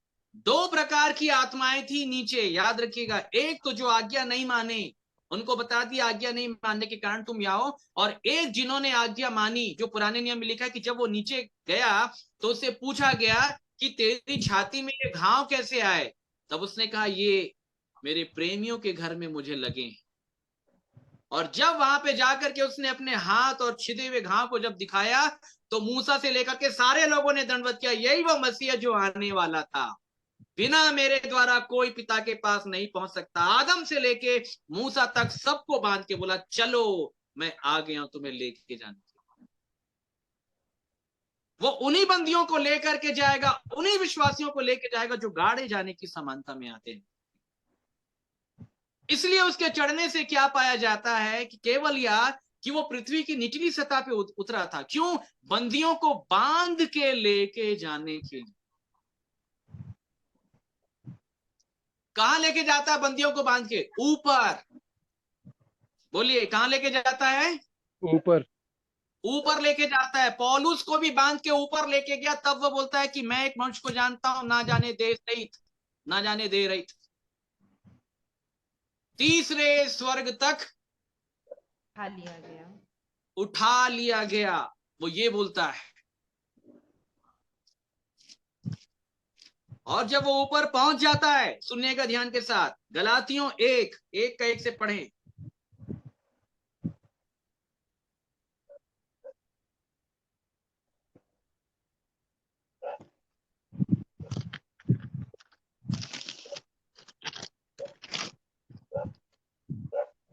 पढ़ें। पौलुस गलातियों की 1:1 से पढ़ें। हाँ, पौलुस की जो न मनुष्यों की ओर से और न मनुष्य के द्वारा वरन यीशु मसीह और परमेश्वर पिता के द्वारा जिसने उसको मरे हुओं में से जिलाया प्रेरित है। प्रेरित है। दूसरे कुरिन्थियों में ही वो बोल देता है। पहले कुरिन्थियों में बोलता है मैं प्रेरित होने के लिए बुलाया गया हूं। रोमियो की किताब में बोलता है मैं प्रेरित होने के लिए बुलाया गया हूं। पहला कुरिन्थियों में बोलता है, पहले अध्याय में बोलता है मैं प्रेरित होने के लिए बुलाया गया। दूसरे कुरिन्थियों में बोलता है मैं प्रेरित हूं, बोलता है। क्यों? क्योंकि वो तीसरे स्वर्ग तक उठाया गया है। और तीसरे स्वर्ग तक जो उठाए जाते हैं वो मरे हुए में से जी उठने की उपाधि को प्राप्त करने वाले प्रेरित होते हैं। वो भेंट के पहले पेड़े ठहरते हैं, याद रखिएगा। समझ रहे? तो परमेश्वर ने पौलुस को, जो बंदी था, ऊपर बांध के लेके गया और तीसरे स्वर्ग तक उसकी पहुंच हुई और वहां से टेस्टेड ओके का छाप लगा करके उसको प्रेरित ठहरा करके नीचे भेजा। प्रेरित का मतलब होता है भेजा हुआ। भेजा हुआ मतलब स्वर्ग से भेजा हुआ। बोलिए कहां से भेजा हुआ? स्वर्ग से भेजा हुआ है। स्वर्ग से। तब वो स्वर्ग का ज्ञान बांटेगा मेरे प्रियो। इसलिए वो स्वर्ग का ज्ञान बांट रहा था क्योंकि उसकी पहुंच स्वर्ग तक थी जीते जी। बात समझ रहे हैं मेरे प्रियो? उसके चढ़ने से क्या पाया जाता है? केवल यह कि वो निचली सतह पर नीचे उतरा था। इसको बंदियों को बांध के लेकर के जाने के लिए। बात समझ रहे हैं मेरे प्रिय? ये है बलवंत विश्वासी जिसको परमेश्वर ने मरियों में से जिला करके आज्ञाकारिता में आने का प्रभाव परमेश्वर ने वो बल दे दिया। अब इसके साथ जो बाजू में रहते हैं वो हैं कमजोर विश्वासी जो आज भी आज्ञा का उल्लंघन कर रहे हैं। तो ये बलवंत प्रेरित इसके ऊपर दया करेगा। बोले ये कमजोर हैं। हम बलवानों को क्या चाहिए कि निर्बलों को सहले लिखा है, दया करें उन पर लिखा है। और दया न्याय के ऊपर जयवंत होती है। तब वो विश्वासी बच पाएगा। न्याय अगर होगा तो न्याय के द्वारा तो नहीं बच पाएगा, दया के द्वारा बचा जा सकता है। और वो दया तुमको करनी है।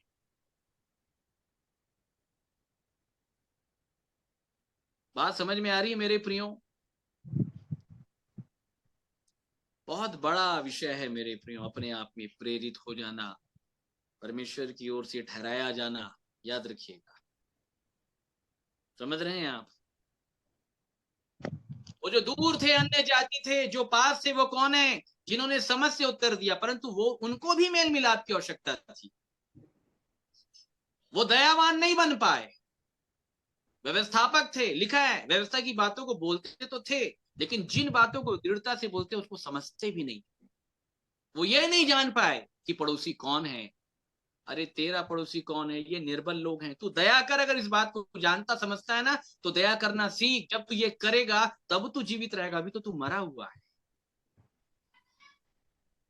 बात समझ रहे मेरे प्रिय? जिसने दया नहीं की उसका न्याय भी बिना दया के होगा। याद रखिएगा। इसलिए परमेश्वर को दया करना सिखाना चाहता है। किनको? पहले ये जानने तो पाए कि आप आज्ञा उल्लंघन के बंदी हैं। और जो अपने आप को स्ट्रांग समझते हैं वो एक ही विषय के कारण स्ट्रांग हो सकते हैं क्योंकि उन्होंने दया करना सीखा। जो दया करते हैं अन्यायी के ऊपर, विरोधियों के ऊपर, विरोध करने वाले लोगों के ऊपर, निंदा करने वाले लोगों के ऊपर, क्योंकि कमजोर निर्बल विश्वासी ये काम करता है।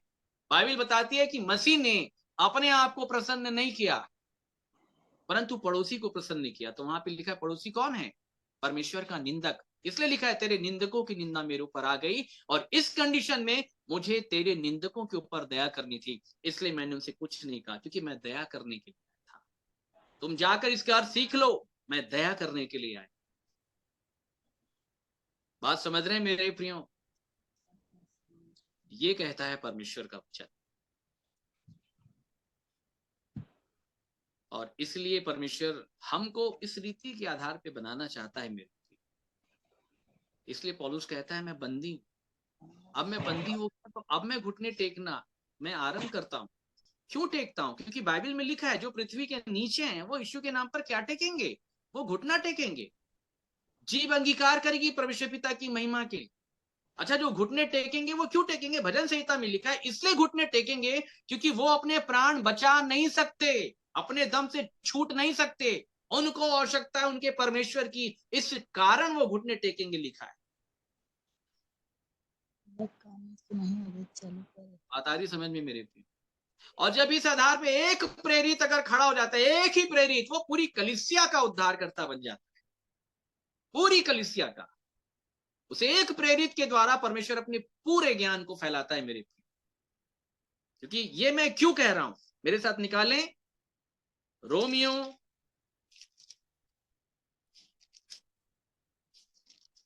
5:5 कॉन्सेप्ट को समझिएगा।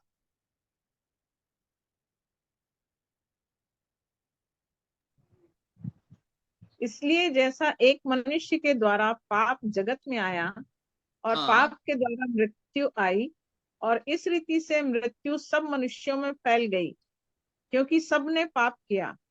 अच्छा, पाप भी आया, फैला तो कितने लोग के द्वारा फैला? एक व्यक्ति के द्वारा। बोलिए किसके द्वारा? एक व्यक्ति के द्वारा। एक व्यक्ति के द्वारा। अब कॉन्सेप्ट क्या है, सुनिएगा ध्यान से, ठीक है? अब आप यहां से पढ़िएगा, 17 से पढ़िए, 5 का 17। क्योंकि जब एक मनुष्य के अपराध के कारण मृत्यु ने उस एक ही के द्वारा राज्य किया, तो जो लोग अनुग्रह और धर्म रूपी वरदान बहुतायत से पाते हैं, वे एक मनुष्य के अर्थात यीशु मसीह के द्वारा अवश्य ही अनंत जीवन में राज्य एक करेंगे। मनुष्य के द्वारा ही राज्य होगा। एक मनुष्य के द्वारा सब बिगड़ा, एक मनुष्य के द्वारा सब बनेगा। एक मनुष्य के द्वारा सब कुछ बिगड़ा, पूरा विश्व बिगड़ गया, पूरे लोग बिगड़ गए। एक ही मनुष्य के द्वारा सब कुछ सुधर जाए। कैसे? 18 पढ़ें।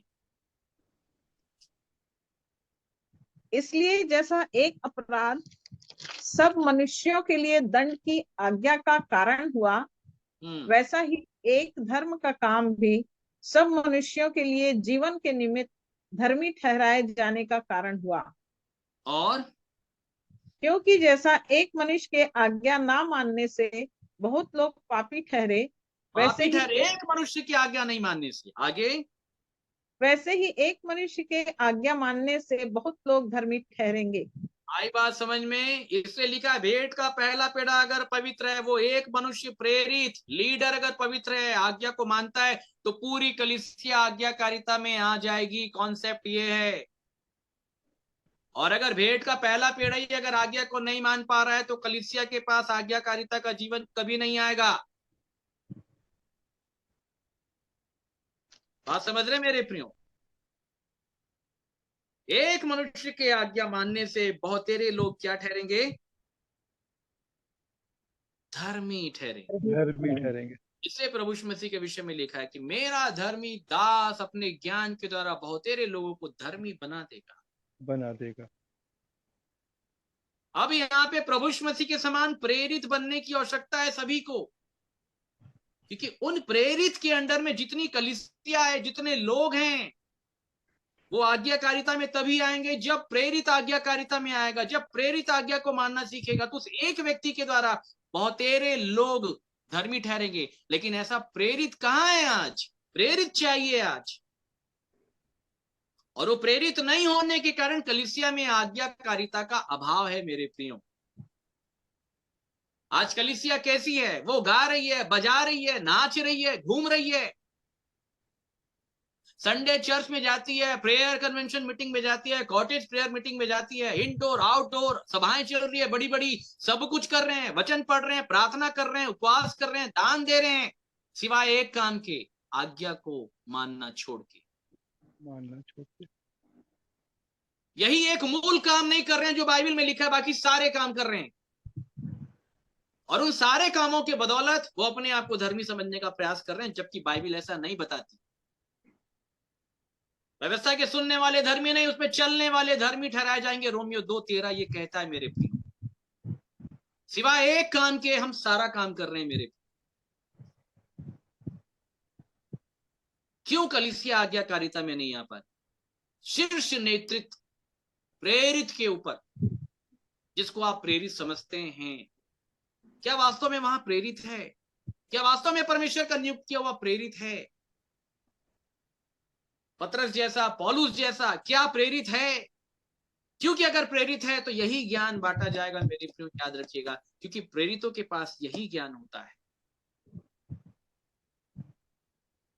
आप समझ रहे हैं मेरे प्रियो जी? और तब इस ज्ञान के द्वारा प्रेरित खुद आज्ञाकारिता में होता है, और उसके आज्ञा मानने से बहुत तेरे लोग धर्मी ठहर जाते हैं। धर्मी मतलब वो भी आज्ञाकारिता में आने। क्या कहा प्रभु यीशु मसीह ने? इनके लिए मैं अपने आप को पवित्र करता हूं, ताकि ये भी सत्य के द्वारा पवित्र कर दिए जाएं। ये तब तक पवित्र नहीं हो सकते जब तक मैं नहीं होऊंगा। इनके पास अपने से पवित्रता को प्राप्त करने की अथॉरिटी नहीं है। मेरे थ्रू जाएगी पवित्रता, और तब जाएगी जब मैं अपने आप को पवित्र करूंगा। मैं कब पवित्र हो जाऊंगा? जब मैं वेदी पे जाऊंगा, क्योंकि लिखा है भेंट वेदी से पवित्र होती है। वेदी क्या है? क्रूस। क्रूस पे जाने के बाद प्रभु यीशु मसीह के पास पवित्रता की शक्ति उतरी, याद रखिएगा। और तब वो पवित्रता की शक्ति बाइबल ये बताती है, जो कोई वेदी के ऊपर चढ़ाई गई भेंट से छू जाएगा वो भी उसके समान पवित्र हो जाएगा। इसलिए मर के जी उठने के बाद, वेदी पे जाने के बाद, जी उठने के बाद प्रभु यीशु मसीह ने कहा मुझे छुओ, इसलिए ताकि तुम भी पवित्र हो जाओ। बाइबल बताती है जिन लोगों ने छुआ उन पर यह जीवन प्रकट हुआ, तब वो प्रेरित कहलाए मेरे प्रियो। और उसके बाद छूने के बाद पतरस ने उसका इनकार नहीं किया, क्योंकि उसने छू लिया था उस जीवन के वचन के विषय में जो आदि से था, जिसे हमने सुना, ध्यान से सुना, देखा, ध्यान से देखा और हाथों से छुआ, और यह जीवन प्रकट हुआ। हम उसकी गवाही देते हैं, तब यह गवाही पूरी होती है। आप समझ रहे हैं मेरे प्रिय? परमेश्वर का ज्ञान ऐसा है मेरे प्रिय, ये विषय बार बार हमारे पास नहीं आएंगे। अगर इन शब्दों के भेद में, परमेश्वर के वचन के भेद में अगर आपको सच्चाई नजर आ रही है कि परमेश्वर क्या आपसे कहना चाह रहा है, क्या बोलना चाह रहा है, तो इस ज्ञान की कद्र कर लीजिएगा, इस ज्ञान को ग्रहण कर लीजिएगा, अंगीकार कर लीजिएगा। ये ज्ञान बार बार सुनने के लिए नहीं आता मेरे प्रियो, याद रखिएगा। हमेशा आपको जिम लाइव के ऊपर में मैं नहीं मिलूंगा मेरे प्रियो। आप प्रभु यीशु मसीह के पीछे हो लें, अगर हो गए हैं, हमेशा आप इस वचन को सुन पाएंगे। तो परमेश्वर हम सबकी सहायता करे मेरे प्रियो।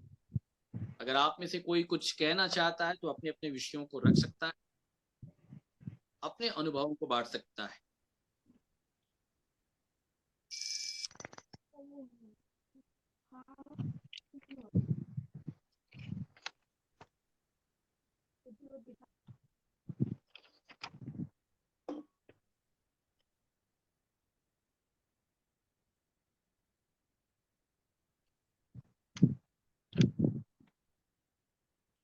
कितने लोग हैं? वीडियो मोड ऑन कर लें। अनुभव बांटना चाहते हैं तो बिल्कुल बांट सकते हैं, रख सकते हैं मेरे प्रिय।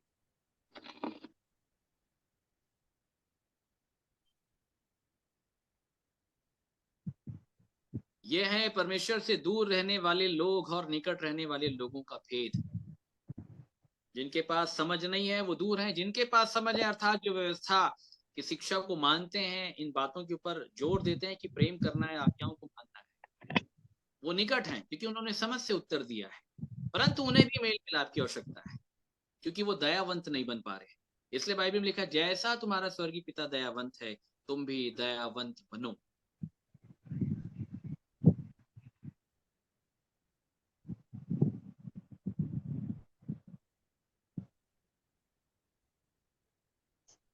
सो कुछ कहना चाहते हैं मेरे प्रियो तो आप लोग कह सकते हैं। भाई कमलेश आप अगुवाई कर दें। जी भैया। हाँ, लिली बहन आप सुन पा रहे हैं क्या? आप अपने प्रश्न को आज रख नहीं पाए थे। बहन आप कुछ सुन पा रहे हैं? उड़ीसा वाली बहन, लिली बहन।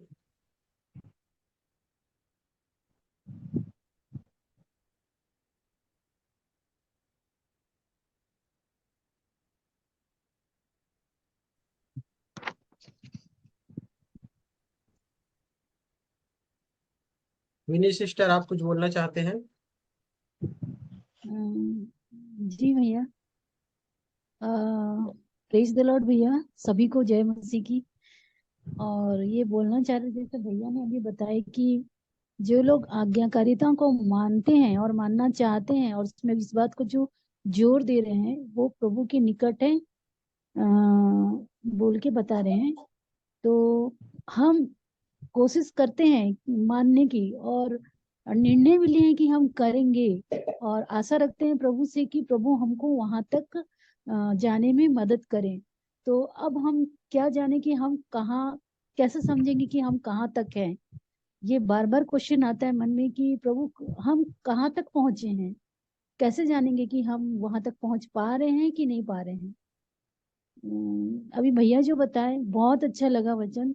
और जैसे आज्ञाओं को मानना क्या होता है, दूर क्या है, पास क्या है, ये जो बताए ना, इसको अपने आप को हम रख के देखते हैं तो ऐसे महसूस लगता है कि प्रभु हमारा मदद कर रहे हैं इस बात में।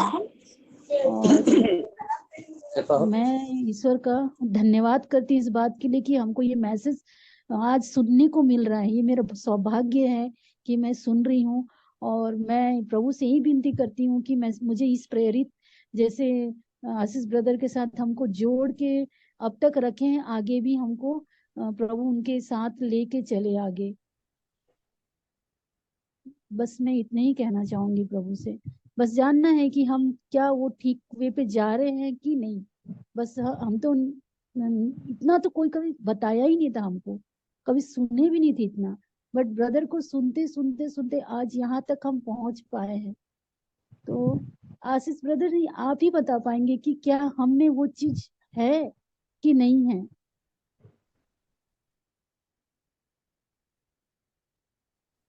प्रिय बहन, हमें बस केवल संगति की आवश्यकता है, याद रखिए जी। संगति की आवश्यकता है। संगति के माध्यम से हम अपने आप को जान पाते हैं कि हमारी दशा क्या है। हम भी आज्ञा उल्लंघन के कहीं ना कहीं बंदी हैं, ठीक है। बंदी बंदी है तो कहीं ना कहीं हम निर्बल मनुष्य हैं, ठीक है। जी जी बलवान व्यक्ति वो है जो निर्बल लोगों पर दया करना जानता है, जो प्रेम करना जानता है। तो यहाँ से हमारे लिए अब ये लाइन लागू हो जाती है कि हमें दया करना सीखना, हमें माफ करना सीखना है, हमें माफी मांगना सीखना है, हमें झुकना सीखना है, हमें अपनी गलतियों का अंगीकार करना सीखना है। और जो इस आधार पे अपनी दृष्टि को रखते हैं वो बलवंत विश्वासी बनते हैं, जो कमजोर विश्वासी के ऊपर दया करने वाले बनते हैं। याद रखिएगा, ठीक है। तब लिखा है दया न्याय के ऊपर जयवंत होती है, ठीक है। मतलब ऐसा विश्वासी जब जो परमेश्वर न्याय करेगा, न्याय क्या कहता है, पापी व्यक्ति को नरक मिलना चाहिए, तो इस न्याय में आपको नरक नहीं मिलेगा। परमेश्वर ने दया कर दिया और दया न्याय के ऊपर जयवंत हो जाती है, मतलब परमेश्वर आपको वहां नहीं भेजेगा, क्योंकि आप उसकी दया के कारण परमेश्वर की आज्ञा को मानने वाले हो गए हैं। तो अब आप स्वर्ग राज्य के भागीदारी हो जाते हैं, याद रखिए। तो यहाँ पे हमारा एक ही काम है कि हाँ प्रभु जी, जो आपने उस व्यवस्थापक से कहा कि जा तू भी यही कर तो तू जीवित रहे। आज लोग दया कहाँ कर पा रहे हैं किसी के ऊपर, थोड़ी सी बात में कुड़कुड़ा रहे हैं, बड़बड़ा रहे हैं, ये व्यक्ति ऐसा है वैसा है, ये है वो है, समझ रहे हैं, लड़ाई है झगड़े हैं, नाना प्रकार की चीजें, तो दया कहाँ है हमारी जी, समझ रहे हैं। तो अगर ऐसा जीवन है तो दया नहीं है, और अगर दया नहीं है तो कोई लाभ नहीं है मेरे, याद रखिए।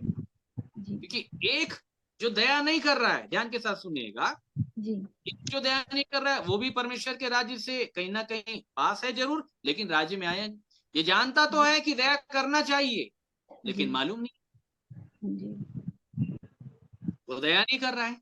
और एक जिसके ऊपर दया होनी चाहिए उसके ऊपर दया हो नहीं रही है, वो कमजोर का कमजोरी है। बात समझ रहे हैं। जैसे माँ बाप लोग अपने कमजोर बच्चों के ऊपर बहुत ज्यादा ध्यान देते हैं कि नहीं देते, दया करते हैं। तब उनकी दया के कारण जो है कमजोर बच्चा जो है वो कहीं ना कहीं अच्छा बन पाता है, बलवंत बन पाता है। इसलिए बाइबल में लिखा है कि हम बलवानों को क्या चाहिए कि निर्बल लोगों की निर्बलता को क्या कर लें, सह लें। बलवान कौन है, जो गाली बकने वालों की बात को सुन के सह लेता है, विरोध करने वालों की बात को सह लेता है, उनको आशीष देता है, उनके प्रार्थना करता है पिताजी क्षमा कर। ये नहीं जानते, मैं भी नहीं जानता, मैं भी यही करता, ये नहीं जानते क्या करते। निंदा करने वालों के लिए भी वो निंदा नहीं करता, बदले उनके साथ वैसा नहीं करता। आपको इस भूमिका में आना है, आज का संदेश इस भूमिका में आने के लिए, जा तू भी ऐसा कर। और जब आप ऐसा करने लग जाते हैं तब आप परमेश्वर के राज्य के नजदीक आएंगे, याद रखिएगा। क्योंकि आप समझ के साथ काम कर रहे हैं, समझ के साथ आप बोल रहे हैं, समझ के साथ आप जी रहे हैं, याद रखिएगा। और तब उसके बाद आप बलवंत विश्वासी ठहरते हैं, ठीक है। ठीक, थैंक यू भैया, सभी को जय मसीह की। जय मसीह की। बहन ममता सेंद्रे, आप कुछ कहना चाहेंगे या प्रश्न रखना चाहेंगे? बहन ममता सेंद्रे। जी सर, नहीं।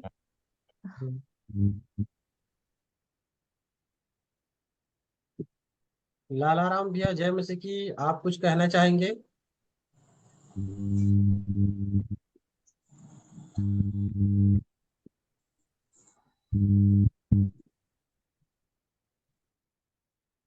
या आप में से कोई भी मेरे प्रियो अपनी प्रतिक्रिया देना चाहे, जो हम समझे हैं या जाने हैं, या और जानने के लिए इच्छुक है, या प्रश्न उत्पन्न हो रहे हैं, तो आप बेझिझक अपने प्रश्नों को रख सकते हैं, अपनी प्रतिक्रिया दे सकते हैं। ये आपके लिए अवसर होगा अभी।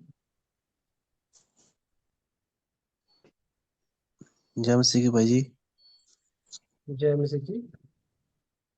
भाई जी वो एक प्रश्न था मेरा, मैं आशीष भाई से पूछना चाहता हूँ कि भंडारीपन का मतलब क्या होता है, मुझे पता नहीं है पूरी रीति से।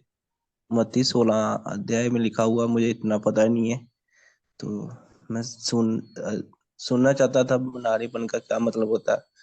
बहुत से वेद है उनके, मेरे को कुछ पता नहीं इतना का। देखिए, जैसे जैसे हम संगति में आगे बढ़ेंगे ना, तब मैं इसका अर्थ भी आपको बताऊंगा कि भंडारीपन किसे कहते हैं। एक्चुअली वो अभी हमारी नीड नहीं है। जी ब्रदर। जी भाई। जी भैया, जय मसीह की भैया। जय मसीह भाई। मैं लाल में बोल रहा हूँ भैया। हेलो। कौन बोल रहे हैं ब्रदर आप? बिहारी बोल रहा हूँ भैया, उत्तर प्रदेश से, यूपी से। हाँ बोलिए। ये पूछना था सर भैया कि जैसे जो पतरस जो था। हेलो। हाँ बोलिए। पतरस जो था, तो जब पतरस को बोला प्रभु यीशु मसीह की, बोले प्रभु यीशु मसीह की तू अब मेरी कलीसिया का रखवाली करेगा। हाँ हाँ, तो इसका मतलब मुझे थोड़ा समझ में नहीं आता भैया। और सब को नहीं बोला, उन्हीं को क्यों बोला? क्या है कि कलीसिया में प्रभु यीशु मसीह ने जितने भी प्रेरित बुलाए हैं, तो सब प्रेरित का अधिकार एक बराबर नहीं होता, याद रखिए। जी भैया। ठीक है। पतरस को जी जब भैया। प्रभु मसीह ने बुलाया तो उसको द्वारपाल कहा गया। द्वारपाल हमेशा एक ही रहता है, याद रखिए। कोई भी जी कंपनी जी भैया। बनाई जाती है ना, तो उसका मालिक एक ही होता है, 10 मालिक नहीं होते। जी ठीक है। भैया, बिल्कुल बिल्कुल सही भैया। तो वो कुछ एक मालिक की अधीनता में रह करके सारे लोग काम करते हैं। जी भैया। याद रखिएगा। अब देख लेते हैं कि अगर अधिकार सबको मिल जाएगा तो कोई किसी की अधीनता में रहना नहीं चाहेगा। मान लेते हैं कि सही। सबको वैसा ही अधिकार दे देता जैसे पतरस को दिया गया, तो पतरस की जी अधीनता जी। में कौन रहता? कोई नहीं रहता। जी तब भैया। तो फिर अधीनता शब्द आता ही नहीं ना, बिल्कुल नहीं आता। बिल्कुल भैया, सही बोल रहे भैया। याद रखिएगा। तो हाँ। इसीलिए पतरस को द्वारपाल कहा गया, याद रखिएगा। इसलिए प्रभु यीशु मसीह ने उससे व्यक्तिगत कहा कि तू मेरे लिए एक घड़ी भी नहीं जाग सका, क्योंकि जी जी। द्वारपाल को जागते रहने की आज्ञा दी गई है। इसलिए उससे कहा गया कि जब तू फिरेगा तो बाकी प्रेरित रूपी भाइयों को तू स्थिर कर देगा। तो ये जी भैया। अथॉरिटी पतरस को दी गई ताकि ये 11 जी उसकी जी। अधीनता में काम करें, याद रखिएगा। ये तो बिल्कुल आज भैया। संसार का भी नियम है, याद रखिएगा। चेला गुरु की अधीनता में तब तक रहता है जब तक सीखता है। सीख जाता है तो गुरु को छोड़ के भाग जाता है। जी जी। लेकिन बाइबल का नियम ऐसा नहीं है। नहीं, भागना नहीं भैया। अगर चेला कहीं भी छोड़ नहीं। करके भागा तो जी चेले का पूरा रोल खत्म हो जाता है, सारी अथॉरिटी समाप्त हो जाती है। जी ठीक है। जी। नहीं, जो चेला थोड़ा बनने। बहुत ज्ञान दिया गया था, वो थोड़ा बहुत ज्ञान भी परमेश्वर ले लेता है, याद जी रखिएगा। जी भैया। जो थोड़ा बहुत अधिकार दिया गया था वो सब परमेश्वर ले लेगा, सारी संपत्ति परमेश्वर छीन लेता है। जी जी भैया। और फिर उसके बाद उसके पास विनाश के अलावा और कोई विकल्प नहीं रहता, याद नहीं तो रखिए। भैया, मुझे चेला बनना है भैया। बिल्कुल बिल्कुल मेरे भाई, बिल्कुल बिल्कुल। और आप हाँ। बन रहे हैं, बिल्कुल बन रहे हैं, मैं भी इस बात को जान रहा हूँ। और अच्छा है मेरे भाई, लगातार संगति में जुड़ते रहें। और भी जितने लोग हैं, यूपी से हैं, बिहार से हैं, हमारे विश्वासी भाई लोग, उनको भी जी जोड़े भैया। कि वो भी इन अद्भुत बातों को जान सके, सुन सके, समझ सके। बिल्कुल भैया।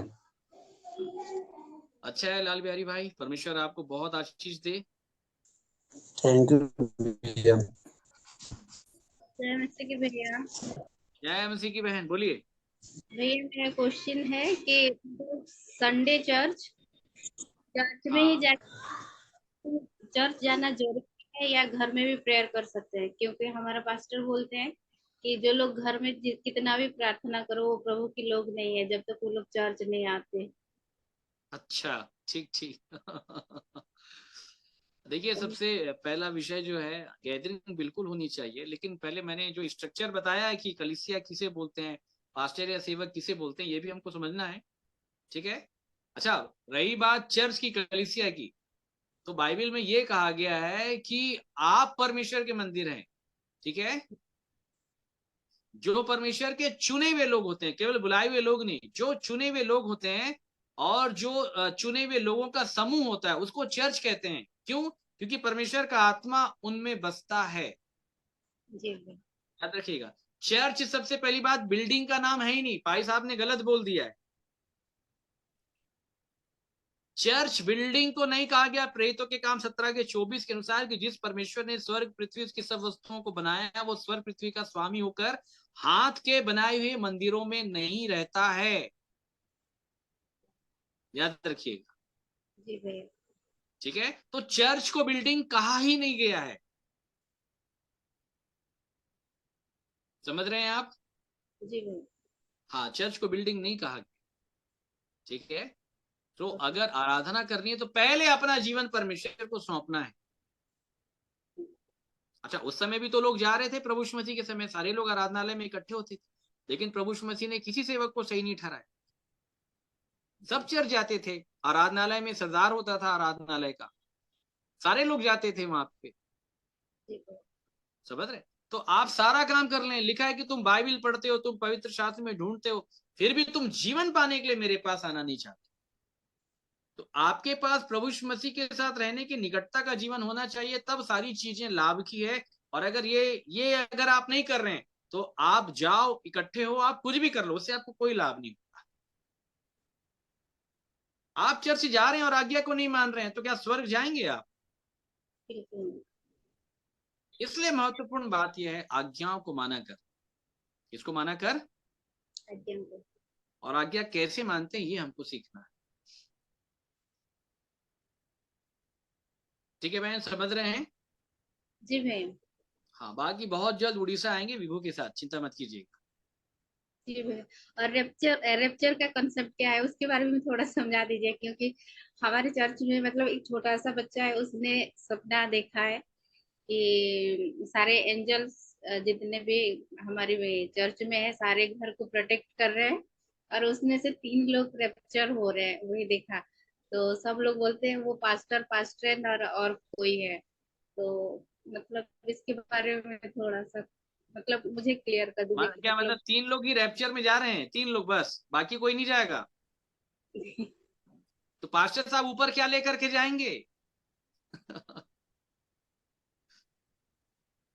क्या लेकर के जाएंगे फिर पास्टर साहब ऊपर?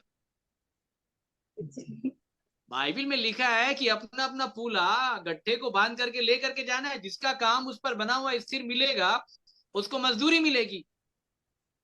तो अगर ऐसा लोग देख देख रहे हैं, तो उनको बताओ पास्टर साहब आपको मजदूरी मिलेगी ही नहीं, क्योंकि कोई ऊपर नहीं जा रहा है। तो मेरे प्रियो, ये स्वप्न है, ये मनगढ़ंत बातें हैं, और ऐसा बाइबल में नहीं है, ये मैं आपको बता दूं। ठीक है। बाइबल में ऐसा नहीं है। लोगों को मालूम ही नहीं है स्वर्गदूत का मतलब क्या होता है, लोगों को मालूम नहीं स्वर्गदूत कितने प्रकार के होते हैं। समझ रहे हैं? जी भैया। ये सब हमारे मन की बातें हैं, हमारा स्वप्न है। तमोपदेशक में लिखा है कि मनुष्य कार्य की व्यस्तता के कारण बहुत ज्यादा स्वप्न देखता है। तो कुछ भी आपने देख लिया तो जरूरी थोड़ी हो परमेश्वर की ओर से। बाइबल में साफ लिखा हुआ है, जब वो मूसा की बात करता है, यदि तुम में से कोई नबी होगा तो मैं उससे स्वप्न के द्वारा बात करूं। किसी भी आम विश्वासी से परमेश्वर ऐसे बात नहीं करे। याद रखिएगा। अगर वो ऐसे सबसे बात करने लग गया, मैं आपको क्या बता रहा हूं, तो आपको मेरी थोड़ी जरूरत पड़ेगी। फिर अगर परमेश्वर आपसे बात कर रहा है तो मेरी क्या जरूरत है, बताओ? इस बात को समझिए ना आप। जी भैया। किसी सेवक की क्या जरूरत है? अगर परमेश्वर डायरेक्ट किसी से बात कर रहा है, आम विश्वासी से, तब उसको फिर प्रेरित नहीं चाहिए, ना भविष्यता चाहिए, ना शिक्षक, ना उपदेशक चाहिए, ना सुसमाचार सुनाने वाले, ना सिखाने वाले, ना रखवाले चाहिए, कोई नहीं चाहिए। ना याजक चाहिए, ना महायाजक चाहिए, ना व्यवस्थापक चाहिए, ना फरीसी चाहिए, कुछ ही नहीं चाहिए फिर। जी। बात समझ रहे हैं मेरे प्रिय? जी भैया। हाँ, तो ऐसा होता नहीं है, ये गलत शिक्षाएं है ना, सही ज्ञान का अभाव है। और जब आएंगे तो मैं इसके बारे में और डिटेल बता दूंगा बहन। आप तो वचन सुन रहे हैं, आपको मालूम है कि हर चीज का डिटेल कितना है। जी सो अच्छा है, परमेश्वर हमारी सहायता करे।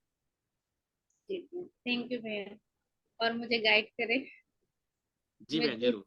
हमेशा सुन रही हूँ, प्रभु मुझे आशीष दे। आपको भी बहुत ये आशीष अच्छा है, देगी। बहुत से लोगों को भी आप बताइएगा, उड़ीसा में जितने लोग हैं लिंक भी शेयर कीजिएगा, टेस्टिमनी दीजिएगा, जो आप सुन रहे हैं महसूस कर रहे हैं, आप इन बातों को अवश्य बांटिएगा, अपने में मत रखिएगा। रखेंगे तो तोड़ा गाड़ने वाले ठहर जाएंगे। बांटना, ठीक शेयर है। कर, पास्टर को भी मैंने लिंक भेजा है, हमारे पास्टर को।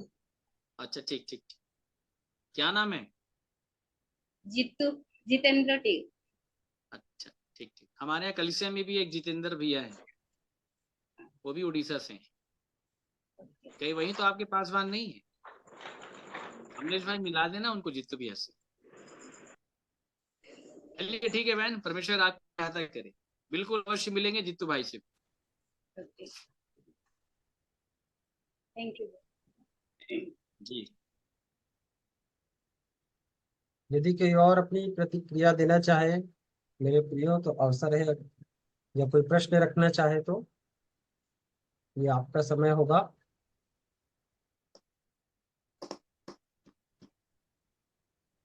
जय मसीह भैया। जय मसीह की। हाँ बस हो गया। परमेश्वर का वचन आज हमारे बीच में जो बोया गया,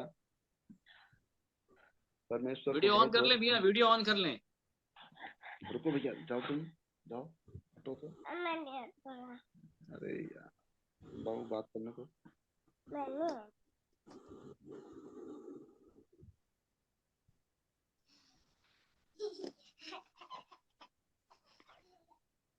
यही कह रहा हूँ भैया कि प्रभु का बहुत बहुत धन्यवाद हो कि आज हमारे बीच में जो ये वचन बोया गया, प्रभु को बहुत बहुत धन्यवाद देता हूँ। जो पड़ोसी के बारे में बात बोली, हमारे बड़े काम की ये चीज रही भैया।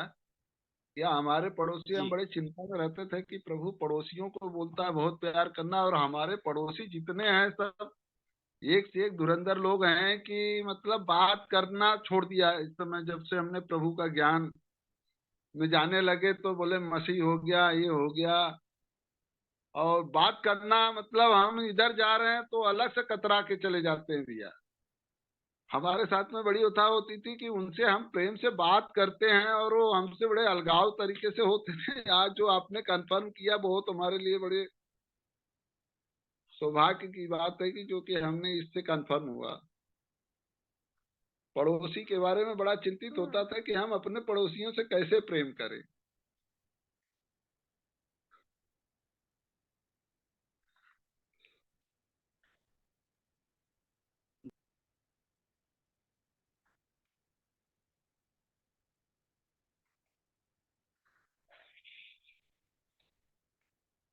चलिए, और कोई रखना चाहेगा? विषयों को रख सकते हैं, बहनों के पास अवसर होगा। और कल बात अपनी हुई थी भैया, वो बिलासपुर आने के लिए आप बोले थे, लेकिन हमारी ट्रेन रद्द हो गई, इसलिए आने में थोड़ी बिलासपुर, इंदौर से बिलासपुर के लिए जो ट्रेन है ना वो आने में असमर्थ हो गई भैया, इसलिए मैं आ नहीं पाया। ट्रेन आने में असमर्थ हो गई? हाँ वो ट्रेन कैंसिल हो गई भैया। अच्छा। इंदौर से बिलासपुर के लिए जाती है ट्रेन, यहाँ से 4 बजे इंदौर से खुलती है। कोई बात नहीं, कोई बात नहीं। मैं ये प्रयास करूंगा वहां से कि वचन के भाग को हम वहां से लाइव कर सकें। ठीक है,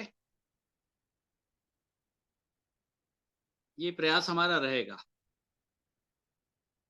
कल मैं प्रातःकाल 9:30-10 बजे तक के बिलासपुर पहुंच जाऊंगा, जैसे कि लता सिस्टर ने बताया। लता सिस्टर सुन रहे हैं आप? तो आप बता सकते हैं।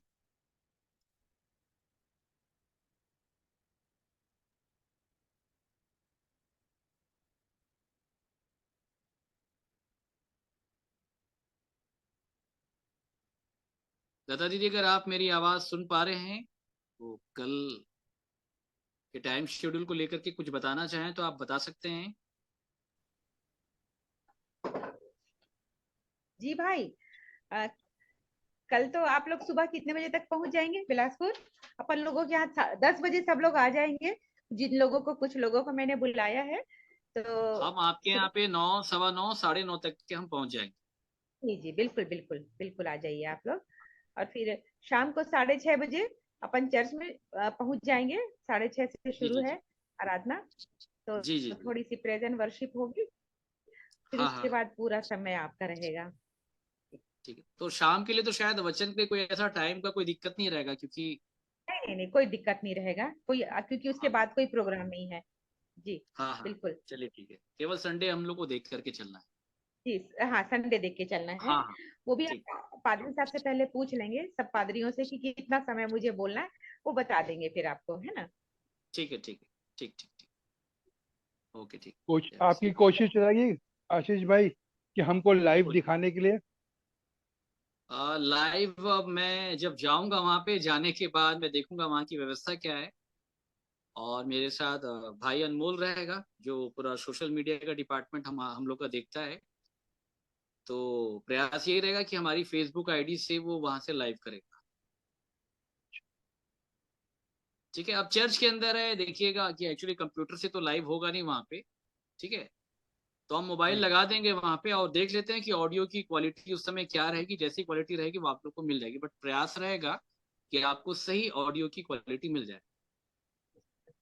ओके। हाँ, हो जाता जी है, बहुत सारे लोग चर्च से करते हैं। यही है, नेट का यदि प्रॉब्लम ना रहे, इंटरनेट हाँ का, हाँ।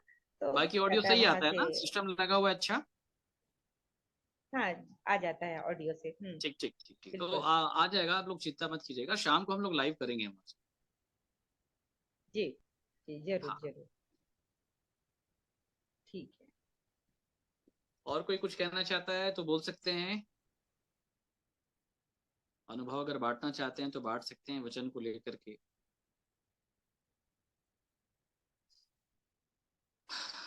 बेला सिस्टर कुछ बोलना चाहेंगे?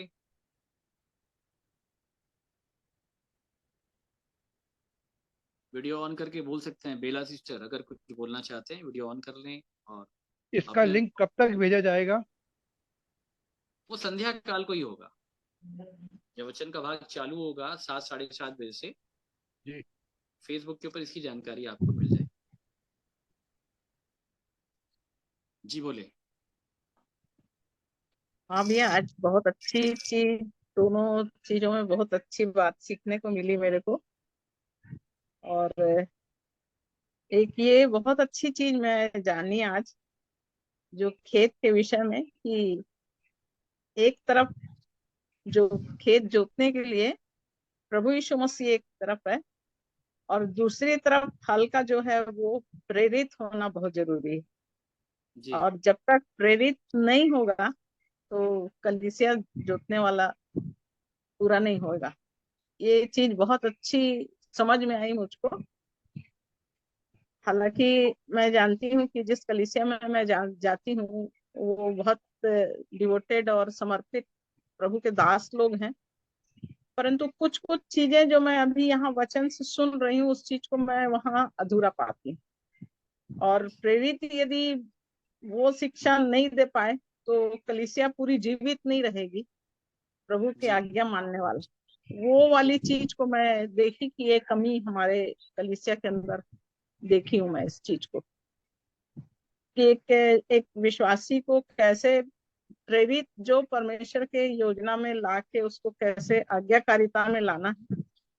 जब तक प्रेरित खुद, जैसे आप बताए हैं इस चीज को आज, कि कैसे प्रेरित को भी उस पहले पेड़ के समान अपने आप को लाना जी है। जी, बिल्कुल और बिल्कुल। वो समर्पण, हाँ, वो समर्पण जब तक नहीं होगा तो कलीसिया की उन्नति नहीं हो सकती। जी जी जी तो मैं भी इसी चीज को बहुत दिनों से सोचती थी कि एक छुड़ाई हुई कलीसिया है, तो फिर इसमें वो दर्शन और वो चीजें जो विश्वासियों के अंदर दिखना चाहिए, वो वाली चीज की बढ़ती क्यों नहीं दिखाई देती है करके। जी और जी। इस चीज से मैं थोड़ा सा दुखी भी होती थी हम्म। कि इतना समर्पण होने के बाद सब कुछ संसार में छोड़ के परमेश्वर के लिए अपने आप को त्याग करके, यहाँ तक कि मतलब 1000 प्रेरित हैं कलीसिया में, होसन्ना सेवकाई में। और इतने सेवक होने के बावजूद भीड़ भी है, करीब जी 20-25 लाख लोग हैं। अभी हम लोग का कन्वेंशन भी चल रहा है साउथ में, जी और जी भीड़ भी ऐसी है, ऐसा नहीं कि भीड़ नहीं। बट उसके बावजूद जब इन शिक्षाओं को मैं देख रही हूँ तो ऐसा लग रहा है कि वो पूरी भीड़ जो है वो कहाँ पहुंच रही है। जो परमेश्वर की इच्छा में होके जुड़ना और पहुंचना है, वो वास्तव में वो प्रेरिताई नहीं मिल रही। वो गहरी शिक्षाएं जो अब इन दिनों में मैं आपके साथ जुड़ के जो चीज को देख रही हूँ, तो वो कमी को मैं महसूस कर रही हूँ। और आज ये बहुत अच्छा विषय खुला कि कैसे खेती करना है और कैसे गेहूं का दाना खेती करना, मतलब परमेश्वर की खेती क्या है, किसान क्या चीज की खेती कर रहा है, और गेहूं का दाना कैसे यीशु मसीह जब गेहूं का दाना बन के आया और वो अपने आप को मारा गया, गाड़ा गया और फिर जलाया गया, और उसी स्थान में वो प्रेरित को खड़ा होना और उसके द्वारा फिर हम सबको वो जीवन मिलना। तो ये बहुत उत्तम बात है जो सीखी मैंने इस चीज को अपने जीवन में, और प्रभु का धन्यवाद करती हूँ। और विशेष रीति से परमेश्वर पिता का अनुग्रह को देखती हूँ मैं कि आपसे जो मुलाकात हुई, प्रभु की दया है। मैं बहुत अपने आप को धन्य मानती हूँ इस बात के लिए कि परमेश्वर की दया हुई है मेरे जीवन में। और सचमुच में इसी बात को लेके हमको अपने जीवन में आगे बढ़ते चले जाना है। और जैसे सामरी के विषय में बताए कि वो दयालु सामरी, तो पड़ोसी कौन है? तो निर्बलों पर दया करना, जो विरोधी हैं, जो सताने वाले हैं। तो ये एक चीज मेरे को थोड़ा सा बताइए कि जो अपने विश्वास में चल रहे हैं उन लोगों के जीवन के लिए है, या संसार के लोग जिनके बीच में हम रहते हैं, वो वाली चीज को थोड़ा और स्पष्ट कर ये दीजिए। जो पहला विषय आपने बताया ना पड़ोसी को लेकर के, एक्चुअली जी जो हमारे साथ चल रहे हैं, जी हाँ, क्योंकि जब मूसा 2 लोगों को जब समझाने के लिए गया तो दोनों इस्राएली भाई थे। जी जी उसने समझाया है कि तुम आपस में क्यों लड़ रहे हो, तुम तो भाई भाई हो। तो वहां पे लिखा है कि जो अपने पड़ोसी के ऊपर अन्याय कर रहा था उसने ये कह के हटा दिया कि तुझे किसने हम पर न्यायी और हाकिम नियुक्त किया। जी जी ठीक है। अच्छा, जब प्रभु यीशु मसीह जब आया तो दयालु सामरी आया, वो दया करने के लिए आया। ठीक है। जी तो इस्राएलियों को उसने अपना पड़ोसी बताया, तो इस्राएलियों को उसने परमेश्वर का निंदक बताया। लिखा है कि मसीह ने अपने आप को प्रसन्न नहीं किया, जी पड़ोसी को प्रसन्न किया, लिखा है। ठीक है, रोमियो 15 में जब आप पढ़े। ठीक है, तो लिखा है कि तेरे निंदकों की निंदा मुझ पर आ पड़ी। तो जितनी भी निंदाएं थी प्रभु यीशु मसीह ने सह ली, शास्त्रियों की, फरीसियों की, यहूदियों की, समझ रहे हैं आप, क्योंकि उसने जी उसको पड़ोसी माना, उनके ऊपर दया की। तो समझ रहे हैं सिस्टर, ये है जी विषय। जी जी भैया, बहुत धन्यवाद भैया इन शिक्षाओं के लिए। और कल जब आप वहां रहेंगे तो मैं भी चाहूंगी कि लाइव जुड़ूं, तो प्रभु की दया होए कि हम लोग उस सब बातों को सुने और हम लोग भी आशीषित हों उन चीजों में, क्योंकि प्रभु का अनुग्रह हम पर बना रहे कि हम लोग आपकी उस संगति को अपने जीवन में लेके उस भाग को जिसको पूरा करना है, हमको जो अधूरापन है उसको हमको पूरा करना है, तो वो आपकी संगति के द्वारा ही हम आगे बढ़े।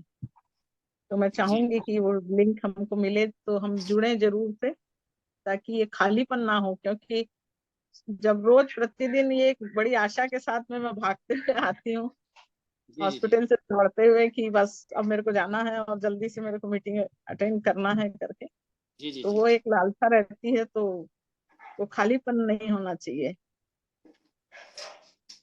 जी, वहां से लाइव हम जरूर करेंगे फेसबुक के ऊपर में, और आप जी लोग तो फेसबुक से जुड़े हुए हैं। जी जी और भाई कमलेश से आप लोग कांटेक्ट कर लीजिएगा, ग्रुप से लाइव का जो भी लिंक रहेगा वो उठा के दे देगा, और जो लोग फेसबुक से जुड़े हुए हैं वो हमारी आईडी पे जाकर के देख सकते हैं।